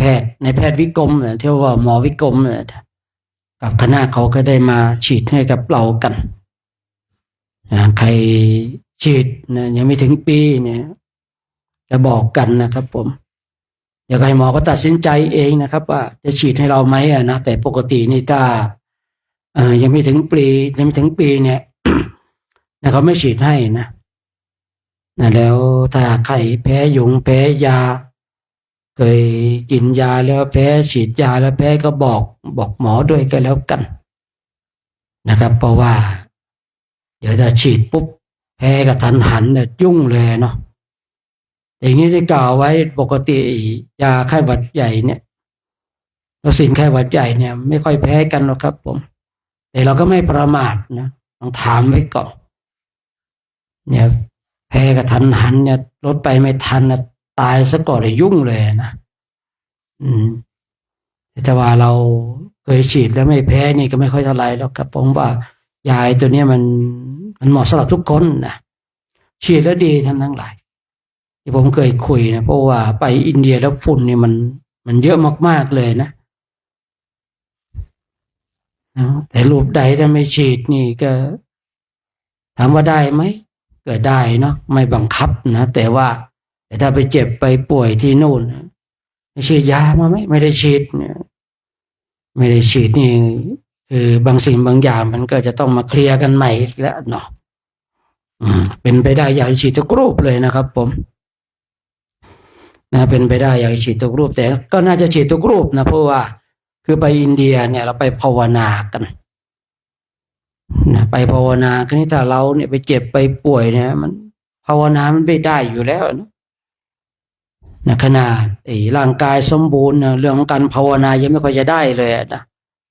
ทีนี้เจ็บป่วยขึ้นมาเนี่ยภาวนามันลำบากนะลำบากนะพอเราฉีดไปเนี่ยฉีดไปแล้วเนี่ยมันเจ็บมันป่วยมันก็เราทำดีที่สุดแล้วเนี่ยถึงใครมันเจ็บมันป่วยแล้วก็ต้องยอมรับนะแต่มันไม่พลาดหรอกครับไปที่นู่นมันจะเจ็บมันจะป่วยมากน้อยขนาดไหนเท่านั้นเองนะทุกปีนะครับผมก็เป็นเกือบทุกปีในบางปีก็ไอจนแบบกินยาจนโอ้โหกินข้าวไม่ได้ฉันข้าวไม่ได้นะบางปีก็ไอมากไอน้อยป่วยมากป่วยน้อยทุกปีครับผมขนาดร่างกายแข็งแรงอยู่บางทียังป่วยนะฉะนั้นก็ฝากไว้เนาะในวันนี้ไม่รู้ว่าหมอเขาจะมาถึงกี่โมงนะเดี๋ยวถ้าอย่างสมมติเนาะผมก็ไม่แน่ใจว่าจะมาถึงกี่โมงอย่างสมมติว่ามาถึงช่วง4 โมงเย็นเนี่ยนะถ้าพร้อมแล้วก็จะให้เคาะระฆังถ้าเคาะระฆังแล้วก็มาตรงนี้นะสมมติว่า4 โมงเย็น5 โมงเย็นอย่างเงี้ยนะแต่ถ้า6 โมงเย็นระฆังดัง6 โมงเย็นแล้วก็ไปที่โบสถ์เนาะไปที่โบสถ์เลยแต่ถ้าก่อน6 โมงเย็นเนี่ยก็ดูตามความเหมาะสมอีกทีนึงนะว่า5 โมงถ้า5 โมงนี่ฉีดที่ไหนดีเดี๋ยวคอยฟังดูอีกทีแล้วกันเนาะแต่ถ้า6 โมงเย็นเนี่ยไปที่โบสถ์เลยนะแต่เราก็จะไปนั่งภาวนากันอะไรกันแต่ถ้า3 โมง4 โมงเนี่ยมาตรงนี้นะแต่ถ้าว่า5 โมงเดี๋ยวต้องถามก็ก่อนว่าฉีดแล้วใช้ระยะเวลานานไหมฉีดแล้วต้องให้พักไม่ให้นอนไหมอย่างเงี้ยนะอันนี้ต้องอยู่ดุลพินิจของหมอไม่กล้าตัดสินใจแทนฉะนั้นถ้าระฆังดังเนี่ย3 โมง4 โมงเย็นมาที่นี่นะครับผมแต่ถ้าว่า5 โมงขึ้น5 โมงยังไม่ถึง6 โมงเนี่ยต้องถามหมอก่อนแต่ถ้า6 โมงไปที่โบสถ์เลยเนาะไปที่โบสถ์เลยเพราะว่าตรงไฟมันน่าจะสว่างน่าจะดีกว่าแต่ว่าอาจจะมีการเปลี่ยนแปลงเนาะเดี๋ยวก็ต้องดูตามความเหมาะสมอีกทีหนึ่งแต่ตอนนี้ในเบื้องต้นเอาแค่นี้ก่อนเอาประกาศไปเท่านี้ก่อน แต่ถ้าว่ามีการเปลี่ยนแปลงที่หลังเดี๋ยวเราค่อยพูดคุยกันที่หลังเนาะเอาละเช้านี้ก็คงขออนุโมทนานะกับเราท่านทั้งหลายกันมาเลย ที่ผมมีทำบุญค่าภัตตาหารครับอาจารย์ ผู้มี มีชัยกับลุงพี่นายครับ ผู้มีชัยกับหลวงพี่นายโอเครวมทำบุญภัตตาหารสาธุอนุโมทนาเนาะผู้มีชัยอะนะผู้มีชัยไงอะไรเนาะเปลี่ยนใหม่ดีกว่าผู้มีแปลว่าอะไรผู้มีเอ้าหมดกันชีวิตนี้ผู้มีชัยนะภูมิภูมินะภูมิปัญญาเนี่ยนะชัยนี่ไม่ต้องพูดถึงกันเนาะชัยนี่เข้าใจง่ายอยู่ผู้มีชัยชนะผู้มีภูมิปัญญาในชัยชนะหรือชัยชนะผู้มีต้องยังไงวะเนี่ยฮะต้องไปเรียนซะแล้วเนาะโทษฐานไม่ได้เรียนมหาก็แบบนี้แหละนะนะผู้มีชัยเนี่ยทำไมไม่ตั้งชื่อผู้มีชัยเลยจะผู้มีชัยทำไมเนาะน่าจะผู้มีชัยนะแต่เรื่องชื่อไปนี่ไม่จบอีกนะก็ขอโมทนาเนาะครูบาผู้มีชัยพี่นายได้ร่วมถวายภัตตาหารแล้วก็ขอโมทนากับเราท่านทั้งหลายทุกคนทุกท่านได้มาร่วมกันทำว่าส่วนมนต์เจริญธรรมกรรมฐานก็ขอโมทนากับญาติโยมอยู่ทางบ้านมาร่วมกันทำว่าสวดมนต์กันในช่วงเช้ามืดวันนี้นะขอโมทนากับญาติโยมทุกคนเดี๋ยวเราก็จะร่วมกันให้พรเนาะเพราะว่าน่าจะมีภัตตาหารเช้าอยู่มีข้าวต้มหรือว่ามีอะไรก็ว่ากันไปเนาะยังขอโมทนาสาธุการนะบุญใดกุศลใดที่คณะพระภิกษุสงฆ์ได้กระทำก็ขอให้บุญนั้นกุศลนั้นจงไปถึงท่านเจ้าภาพทุกคนทุกท่านให้มีความสุขมีความสงบมีความร่มเย็นคือสิ่งประการใดเป็นไปโดยชอบประกอบในธรรมแล้วก็ขอให้สิ่งนั้นจงสำเร็จด้วยเถิดสัพพโลกาวินิโมโตสัพพสันตาปวาชิโตสัพพเวรมติกันโตนิยปุโตจตุวาภวสัพพิติโยวิวัชชันตุสัพพโรโควินาศตุมาเตภวัตวันตารายโยสุขิธิขายุโกภวะอภิวาทนาสิริสานิจังพุทธาปัจจายโนจาตารโรธรรมาวัฏันติอายุวันโนสุขังปะลังสาธุนะพระพร้อมกันนะ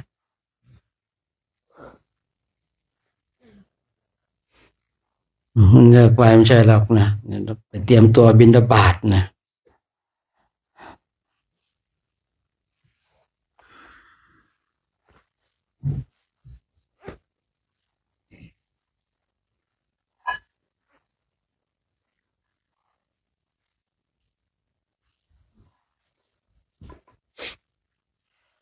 อะระหังสัมมาสัมพุทโธภะคะวาพุทธังภะคะวันตังอะภิวาเทมิสวากขาโตภะคะวะตาธัมโมธัมมังนามัสสามิสุปฏิปันโนภะคะวะโตสาวกสังโฆสังฆังนามามิมหาตาปิตุคุณังอหังวันทามิ ปุโรอุปชฌาย์อาจาริยะคุณังอาหังวันทามิน้อมจิตน้อมใจกราบคุณครูบาอาจารย์พร้อมกัน3 ครั้งพร้อมแล้วกราบกราบกราบ